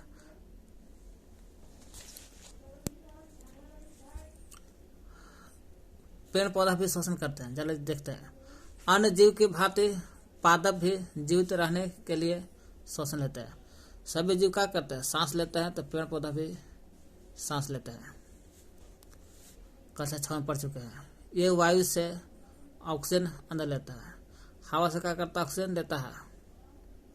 प्रकाश संश्लेषण नहीं हो रहा है, श्वसन के बाद हो रहा है, इसलिए ऑक्सीजन लेता है। कार्बन डाइऑक्साइड CO2 छोड़ता है, इसलिए कार्बन डाइऑक्साइड को निर्मुक्त में छोड़ता है। इनकी कोशिकाओं में भी ऑक्सीजन का उपयोग अन्य जीव की भांति ही ग्लूकोज के कार्बन डाइऑक्साइड और जल में विखंडित करने के लिए किया जाता है। चाहे पेड़ पौधा रहे या जीव रहे, सभी में ग्लूकोज रहेगा। खाना खाते हैं, भोजन खाते हैं, ग्लूकोज रहता है, उसमें कोशिका में जाकर टूटता है, और टूटता है तो कार्बन डाइऑक्साइड, ऑक्सीजन जाएगा ना, ऑक्सीजन जाएगा तो ग्लूकोज, चाहे पेड़ रहे या जीव रहे, सभी में ऑक्सीजन जाएगा तो ग्लूकोज कोशिका में जाकर के टूटता है। किससे टूटेगा? ग्लूकोज टूटेगा, ऑक्सीजन के द्वारा टूटता है। कहाँ? ग्लूकोज तोड़ता है, ग्लूकोज टूट जाता है, ऑक्सीजन के द्वारा टूटेगा। कहाँ? कोशिका में टूटेगा ग्लूकोज, तो सीधे बनेगा कार्बन डाइऑक्साइड, जल बनेगा। वही कह रहा, पेड़ पौधा भी ऑक्सीजन लेते हैं और कार्बन डाइऑक्साइड निर्मित करते हैं। इनकी कोशिका में, माने पेड़ पौधा की कोशिका में भी ऑक्सीजन का उपयोग होता है, अन्य जीव की भांति ही उपयोग होता है। और ग्लूकोज के, पेड़ पौधा में जो ग्लूकोज रहता है, ग्लूकोज के कार्बन डाइऑक्साइड और जल में कोशिका में भी ऑक्सीजन का उपयोग होता है। पेड़ पौधा का जो कोशिका तो उसमें भी ऑक्सीजन का उपयोग होता है। और अन्य जीव की तरह, जैसे दूसरे जीव होता है, उसी तरह पेड़ पौधा में भी ग्लूकोज के कार्बन डाइऑक्साइड और जल में विखंडित होता है, टूट जाता है। कब? जब ऑक्सीजन लेगा तब ग्लूकोज टूटेगा तो कार्बन डाइऑक्साइड जल बनेगा। पेड़ पौधा न पादप में प्रत्येक अंग वायु से स्वतंत्र रूप से ऑक्सीजन ग्रहण करके कार्बन डाइऑक्साइड निर्मुक्त करते हैं। पेड़ पौधा में जो है प्रत्येक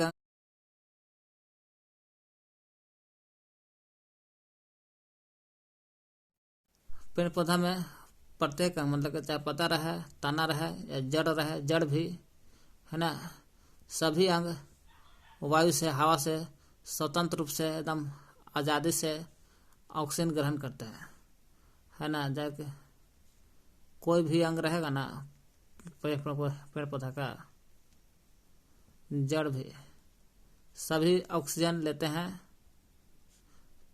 जड़ भी लेता है, तना भी लेता है, पेड़ पत्ता भी लेता है ऑक्सीजन, वो भी स्वतंत्र रूप से लेते हैं सभी अंग। और ले करके CO2 ऑक्सीजन लेते हैं और CO2 छोड़ देते हैं, ऑक्सीजन लेते हैं नीचे में। पादप की पत्तियों में, मैंने पेड़ पौधा की पत्तियों में ऑक्सीजन और कार्बन डाइऑक्साइड के विनिमय के लिए सूक्ष्म छिद्र होते हैं जो रंध्र कहलाते हैं। कह रहा पादप की पत्ती में जो पत्ती है एक छिद्र होता है, यही छिद्र से ऑक्सीजन लेगा और CO2 छोड़ेगा इसी से, और यही छिद्र को कहते हैं रंध्र, कहते क्या बोलते हैं, रंध्र है इस छिद्रवा। वही पादप ने पेड़ पौधे के पत्तियों में ऑक्सीजन लेने के लिए और कार्बन डाइऑक्साइड छोड़ने के लिए छिद्र होता है, इसे रंध्र कहते हैं।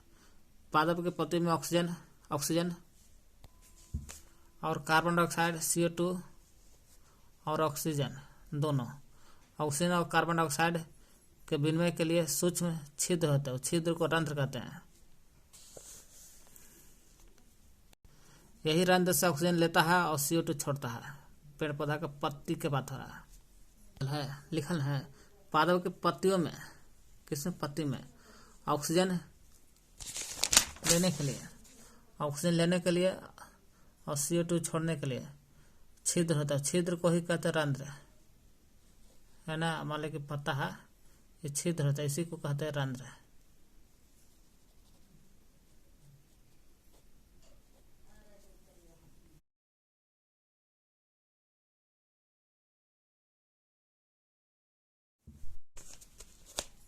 मृदा के कण है, ये मृदा का ये कहा है कण है, ये मूल रोम माने जड़ का रोम है, ये जड़ है, मूल माने जड़ होता है, जड़ है, मूल रोम है। वायु कोश, दो मृदा है, ये मृदन है, मृदा का कण, मृदा के कण के बीच में जो हवा भरल गैप है ये वायु के कण है भरल। यही वायु के कण का प्रयोग जड़ के द्वारा ऑक्सीजन है भरल है, हवा में ऑक्सीजन है, इसी हवा का प्रयोग, ऑक्सीजन का प्रयोग जड़ कर लेता है। पादप की अन्य सभी कोशिकाओं की भांति, जैसे पेड़ पौधा के सभी कोशिका क्या कर रहा था, ऑक्सीजन ले रहा था, उसी तरह से मूल माने जड़ कोशिकाओं को, मूल कोशिका को भी ऊर्जा उत्पन्न करने के लिए ऑक्सीजन की आवश्यकता होता है। जड़ जो है, जड़ को भी ऊर्जा चाहिए, इसलिए ऑक्सीजन लेता है ताकि ऊर्जा मिल सके जड़ को। मूल माने जड़ मृदा के कणों के बीच, मूल मृदा जड़ मृदा कणों के बीच के खाली स्थान वायु कोश में उपस्थित हवा रहता है, हवा से ऑक्सीजन लेता है। कण के बीच में, मृदा कणों के बीच में हवा भरा रहता है, यही हवा से ऑक्सीजन लेता है जड़। क्या आप अनुमान लगा सकते हैं यदि किसी गमले से छोड़े जाते हैं, यही जड़ हवा से ऑक्सीजन लेता है ताकि ऊर्जा मिल सके, जड़ को भी ऊर्जा मिल सके। श्वसन एक महत्वपूर्ण जैव प्रक्रम है, सांस लेना क्या है, एक महत्वपूर्ण जैविक प्रक्रम है। सभी जीवों को अपने उत्तरजीविता में जीने के लिए, जीवित रहने के लिए आवश्यक ऊर्जा को प्राप्त करने के लिए श्वसन की आवश्यकता होता है। जीना है तो सांस लेना पड़ेगा। मृदा मूल मृदा से, मूल माने जड़ जो है मृदा से वायु अवशोषित करता है, वायु से वो भी ऑक्सीजन अवशोषित कर रहा है, ऊर्जा ले रहा है जड़। वायु श्वसन क्या है देख लिए, वायु श्वसन देख लिए। अवायु श्वसन जैसे ईस्ट में अवायु श्वसन तो होता है जो ऑक्सीजन का अनुपस्थिति में होगा, अवायु श्वसन जैसे ईस्ट में देखें, अब ऑक्सीजन के उपस्थिति में होगा वायु श्वसन। श्वसन दर 1 मिनट में जितना बार सांस ले लीजिए उसको कहते हैं श्वसन दर। कोशिकीय श्वसन, अगर ऑक्सीजन जाकर कोशिका में श्वसन हो रहा है तो कोशिकीय श्वसन डायफ्राम देख रहे हैं। उच्च श्वसन जो छोड़ते हैं कोलोम मछली में होता है। फेफड़ा मानव में होता है, जीव जंतु में होता है, और मेढक में भी फेफड़ा होता है, मेढक में त्वचा भी होता है। श्वास नली देखे रहे हैं जहाँ से खाना जाता है। अंतर श्वसन, अंदर लेने वाला हवा को अंतर श्वसन। श्वास रंध्र, कीट पतंग में देखे श्वास रंध्र होता है। श्वास प्रणाल कीटे में देखते हैं, कीट में, खासकर कॉकरोच में। श्वास माने सांस लेना, श्वसन में सांस लेना सभी जीवों के जीवित रहने के लिए अनिवार्य है। सांस लेना, जीना है तो सांस लेना पड़ेगा। जीव द्वारा लिए गए भोजन से ऊर्जा के निर्मित होता है। कोई भी जीव क्या करता है, भोजन लेता है, भोजन से ऊर्जा बनता है। ऊर्जा भोजन को कौन तोड़ता है, ऑक्सीजन तोड़ता है। जितना ज्यादा ऑक्सीजन लीजिएगा उतना ही भोजन टूटेगा, तो उतना ऊर्जा बनेगा। कह रहा है ऑक्सीजन को उपस्थिति में जब ग्लूकोज भोजन टूटता है तो CO2 प्लस में जल और ऊर्जा निकलता है। वही कहा हम अंतर श्वसन द्वारा जो वायु शरीर के अंदर लेते हैं, शरीर के अंदर जो वायु लेते हैं उसमें ऑक्सीजन का उपयोग होता है। और उपयोग करके ग्लूकोज को ऑक्सीजन क्या करता है, ग्लूकोज को कार्बन डाइऑक्साइड जल में तोड़ देता है और प्लस में ऊर्जा भी मुक्त करता है। अंतर श्वसन का समय हो रहा है सब। ग्लूकोज का विखंडन जीव की कोशिकाओं में होता है। ग्लूकोज का विखंडन कहाँ होता है, जीव की कोशिका में होता है, और जीव की कोशिका में होता है ग्लूकोज का विखंडन, जिसके कोशिकीय श्वसन कहते हैं। पूछेगा अगर ग्लूकोज का विखंडन अगर जीव की कोशिका में होगा तो कोशिकीय श्वसन कहेंगे। ग्लूकोज का विखंडन जीव की कोशिका में होगा तो कोशिकीय श्वसन कहेंगे। यही ग्लूकोज अगर ऑक्सीजन को उपस्थिति में टूटेगा, यही ग्लूकोज भोजन अगर ऑक्सीजन को उपस्थिति में टूटेगा तो विखंडित होगा तो उसे वायु श्वसन कहते हैं। ग्लूकोज ऑक्सीजन को उपस्थिति में होगा तो वायु श्वसन। अगर यही ग्लूकोज भोजन ऑक्सीजन का अनुपस्थिति में नहीं होगा, टूटेगा, तो अवायु श्वसन कहते हैं, जैसे ईस्ट।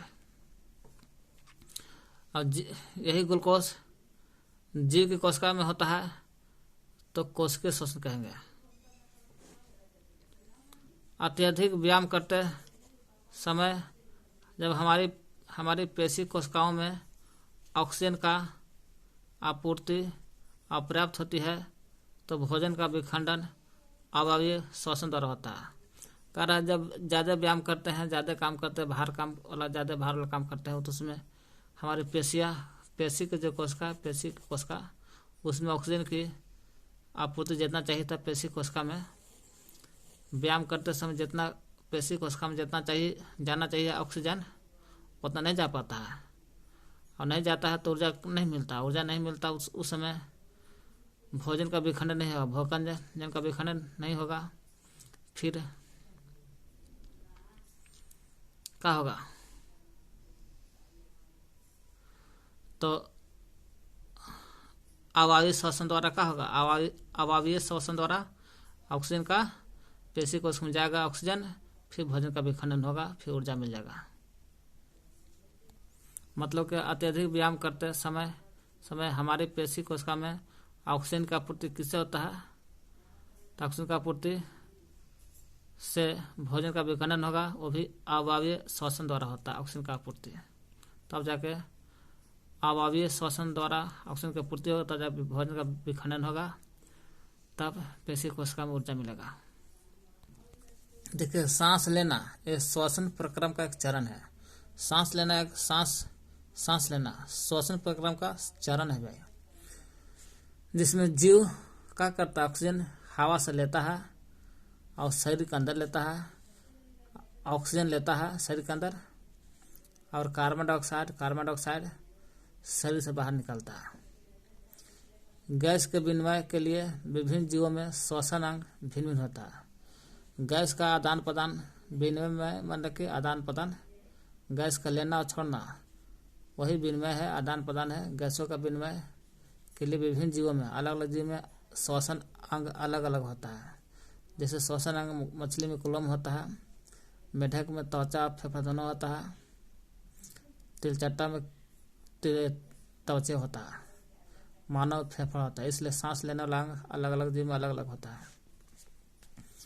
अंतर श्वसन और निश्वसन मैंने अंदर ठंडा, निश मैंने बाहर निकालने के समय हमारे फेफड़ा विस्तारित होता है। निम्न अंदर लेना जी, अंतर श्वसन या निश्वसन में अंदर लेना, सांस लेना। अंतर श्वसन या निश्वसन में सांस लेना जब होगा तो हमारा फेफड़ा फैलता है, फेफड़ा फैलता है, ठीक ना। और उच्च श्वसन जब होगा मतलब छोड़ते हैं तो हम मूल अवस्था में जैसे पहले था फेफड़ा उसी तरह से हो जाता है सांस छोड़ने के बाद। शारीरिक सक्रियता बढ़ाने पर श्वसन दर बढ़ता है। शारीरिक सक्रियता मतलब शरीर को जितना व्यायाम कीजिएगा तो श्वसन दर उतना ही बढ़ जाता है। जैसे दौड़ने वाला व्यक्ति को शारीरिक सक्रियता ज़्यादा होता है, शारीरिक सक्रियता ज़्यादा है तो श्वसन दर भी बढ़ता है, जल्दी जल्दी सांस लेगा, और जल्दी जल्दी सांस लेगा तो जल्दी जल्दी ऑक्सीजन जाएगा, ऑक्सीजन ज़्यादा जाएगा तो भोजन को तोड़ेगा, ग्लूकोज को तोड़ेगा तो ऊर्जा मिलेगा, इसलिए शांत हो जाता आदमी, फिर हाँफता नहीं है।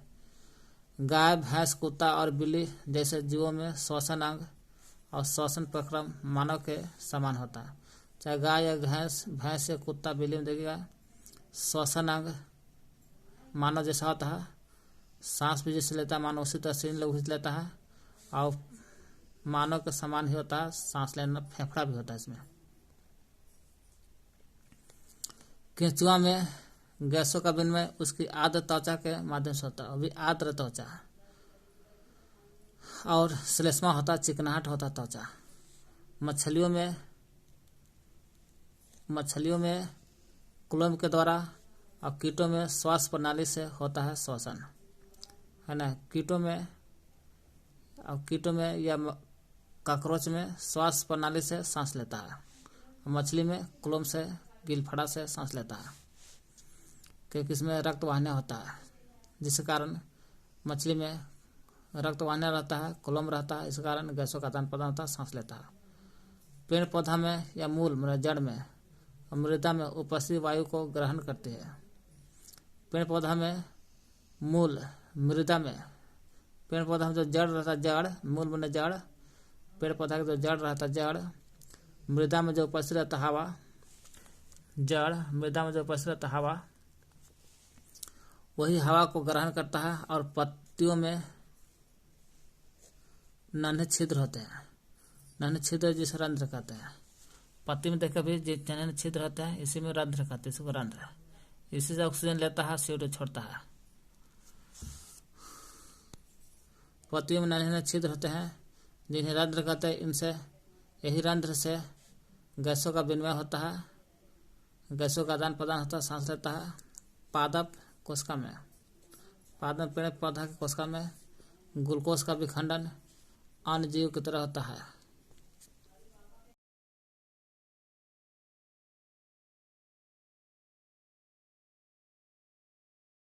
ये श्वसन और अवायवीय श्वसन। अवायवीय श्वसन ईस्ट में होता है, ईस्ट वाला में। वायु श्वसन में भोजन यानी ग्लूकोज का विखंडन ऑक्सीजन की उपस्थिति में होता है। मतलब कि अगर भोजन मतलब कि ग्लूकोज अगर टूटता है तो ऑक्सीजन रहेगा, तो ग्लूकोज माने भोजन कहो या ग्लूकोज कहो, ऑक्सीजन रहेगा तो भोजन ग्लूकोज टूट जाएगा, ऑक्सीजन नहीं रहेगा तो नहीं टूटेगा वायु श्वसन में। लेकिन अवायवीय श्वसन में इसमें भी भोजन माने ग्लूकोज का विखंडन होता है, लेकिन ऑक्सीजन के अनुपस्थिति में होगा। अवायवीय श्वसन में भोजन टूटता है, ऑक्सीजन न भी रहेगा तो भोजन टूट जाएगा, ग्लूकोज टूट जाएगा। लेकिन वायु श्वसन में ऑक्सीजन रहेगा तब भोजन टूटेगा, ग्लूकोज टूटेगा। इस श्वसन में ग्लूकोज ग्लूकोज ग्लूकोज ऑक्सीजन की उपस्थिति में कार्बन डाइऑक्साइड प्लस जल में टूटता है और ऊर्जा भी निकलता है। इसमें भी ऊर्जा निकलता है। इसमें भी गैस ग्लूकोज ऑक्सीजन की अनुपस्थिति में एल्कोहल टूटता है। इसमें बन रहा है कार्बन डाइऑक्साइड, इसमें भी बनेगा कार्बन डाइऑक्साइड। इसमें बनेगा जल, इसमें बनेगा जल की जगह एल्कोहल, जब ऑक्सीजन नहीं रहेगा तब। और ऊर्जा इसमें भी ऊर्जा, दोनों में ऊर्जा टूटेगा और दोनों में भोजन का टूटता है। फर्क इतना ही है, ग्लूकोज टूटेगा ऑक्सीजन की उपस्थिति में, ये टूटेगा ग्लूकोज ऑक्सीजन के ना रहेगा तब। इसमें जल बनेगा, इसमें एल्कोहल बनेगा, बस इतना ही अंतर है।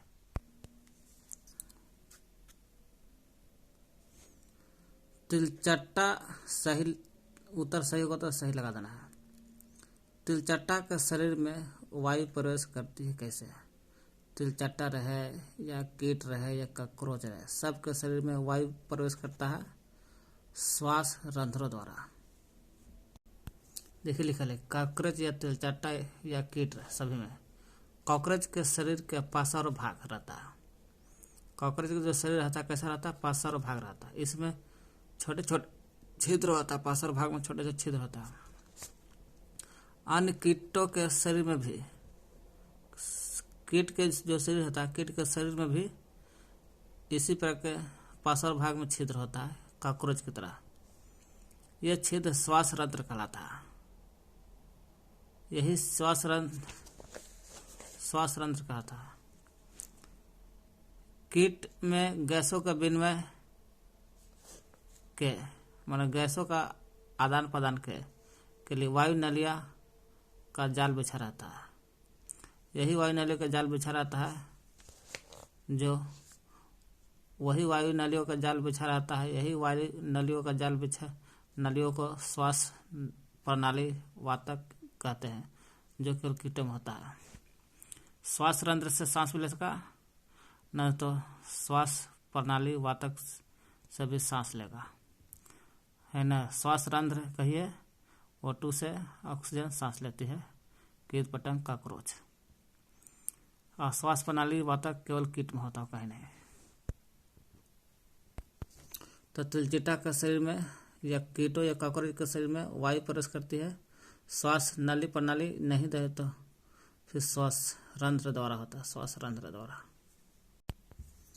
अत्यधिक व्यायाम करते समय हमारे टांगों में, पैर में जिस पदार्थ का संचयन होता है और उसके कारण ऐंठा औंठा दर्द होता है, किस कारण से व्यायाम करते समय दर्द होता है? लैक्टिक अम्ल के कारण होता है। लैक्टिक अम्ल पीछे पढ़ चुके हैं। किसी समान वयस्क व्यक्ति के विश्राम अवस्था में जब आराम करता है तो औसत श्वसन दर क्या है? तो श्वसन दर, सांस लेने के दर, जो दर है व्यक्ति के विश्राम अवस्था में सांस लेने की दर 15 से 18 प्रति मिनट है। 15 से 18 प्रति मिनट। 1 मिनट में प्रतिदिन 1 मिनट में 15 से 18 बार सांस लेता है। उच्च श्वसन के समय पसलियाँ, उच्च श्वसन में जब CO2 आदमी छोड़ता है, कार्बन डाइऑक्साइड छोड़ता है, तो मैंने सांस लिए अभी छोड़ी खूनी, पसलिया क्या होता है? पसलिया छोड़ी खूनी नीचे की ओर गति करता है। वायु अंदर जाती है तो पसलिया बाहर की ओर गति करता है और डायफ्राम नीचे की ओर। यही जब सांस छोड़ते हैं तब डायफ्राम ऊपर की ओर और पसलिया अंदर की ओर, पसली अंदर की ओर। उच्च श्वसन माने हवा छोड़ते हैं, कार्बन डाइऑक्साइड छोड़ते हैं, तो पसलिया अंदर की ओर गति करती है और डायफ्राम ऊपर की ओर गति करती है। डायफ्राम के बारे में कहेगा तब। नीचे की ओर गति करता है पसलिया। मिलान करना है। ईस्ट अवायवीय श्वसन में होता है। अवायवीय श्वसन में करता है ईस्ट, इसलिए ईस्ट को अवायवीय जीव कहते हैं। जहाँ अवायवीय श्वसन होगा वहाँ एल्कोहल जरूर बनेगा, एल्कोहल। देखिए ग्लूकोज, जब भोजन ऑक्सीजन की उपस्थिति में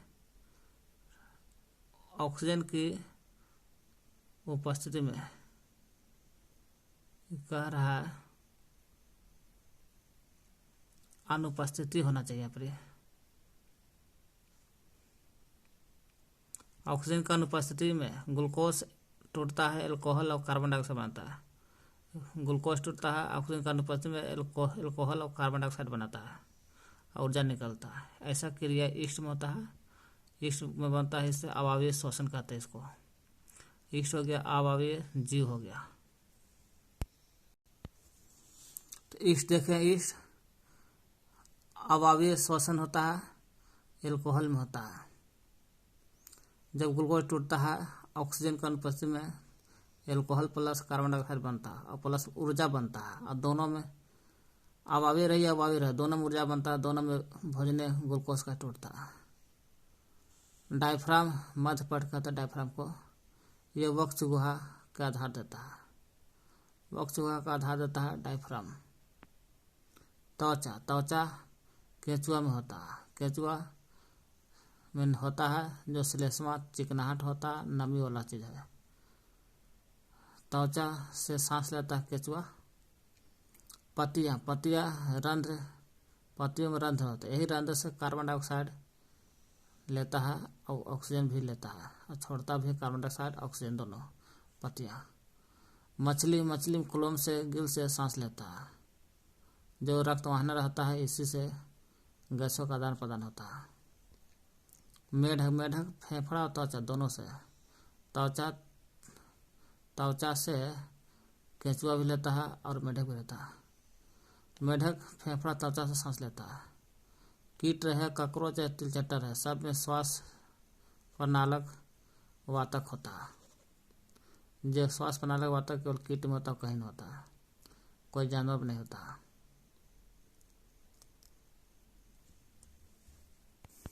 सही गलत का चिन्ह लगाना है। सत होगा तो सत, असत हो तो असत। अत्यधिक व्यायाम करते समय व्यक्ति के श्वसन दर में सांस लेने की दर धीमी होता है। जी नहीं, ज़्यादा व्यायाम कीजिएगा तो श्वसन दर, सांस लेने का दर तेज होता है। ये कहा धीमी, इसलिए गलत है ये। पादपों में प्रकाश संश्लेषण केवल दिन में होता है।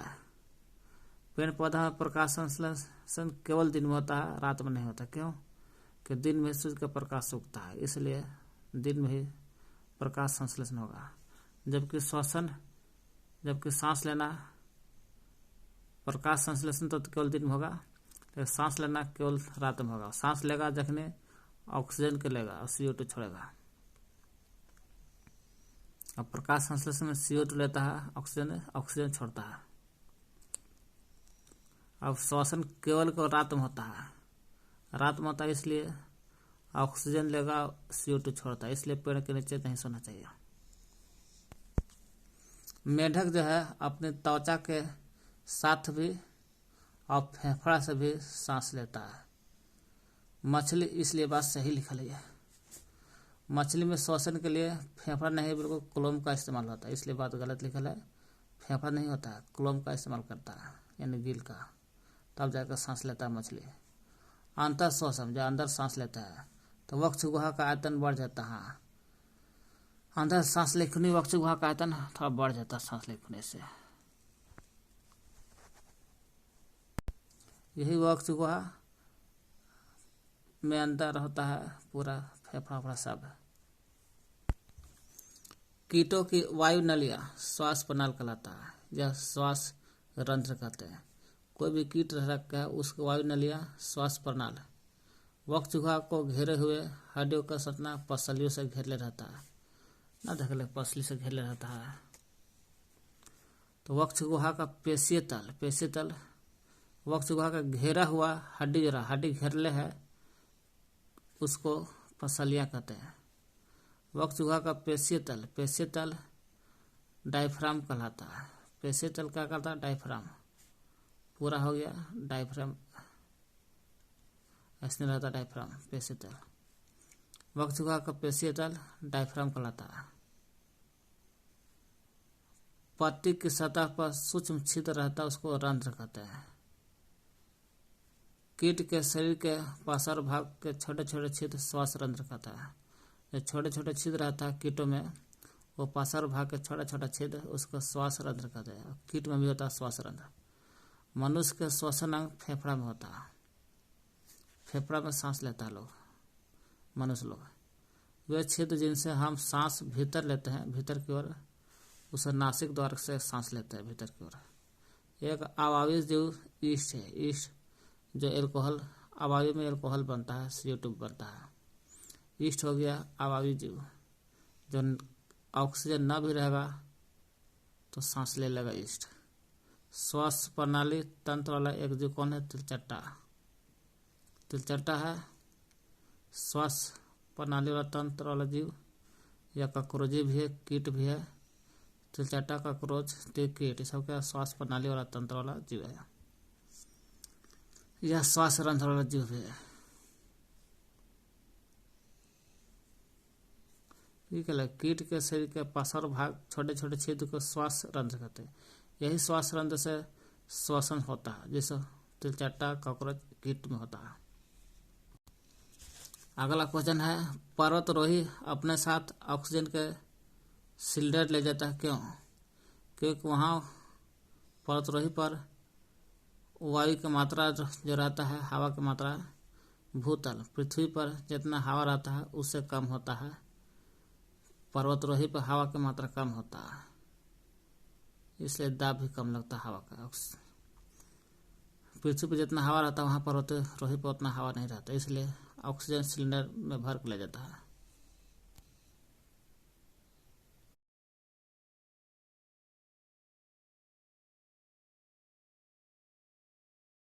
चैप्टर 6 हो गया, इंट्रोडक्शन टू माइक्रोसॉफ्ट। माइक्रोसॉफ्ट के हम लोग देखते हैं इसका माइक्रोसॉफ्ट के परिचय, जिसको एम से होता है एम, और सॉफ्ट ऑफिस को बोलते हैं सॉफ्ट ऑफिस, एमएस ऑफिस बोलते हैं।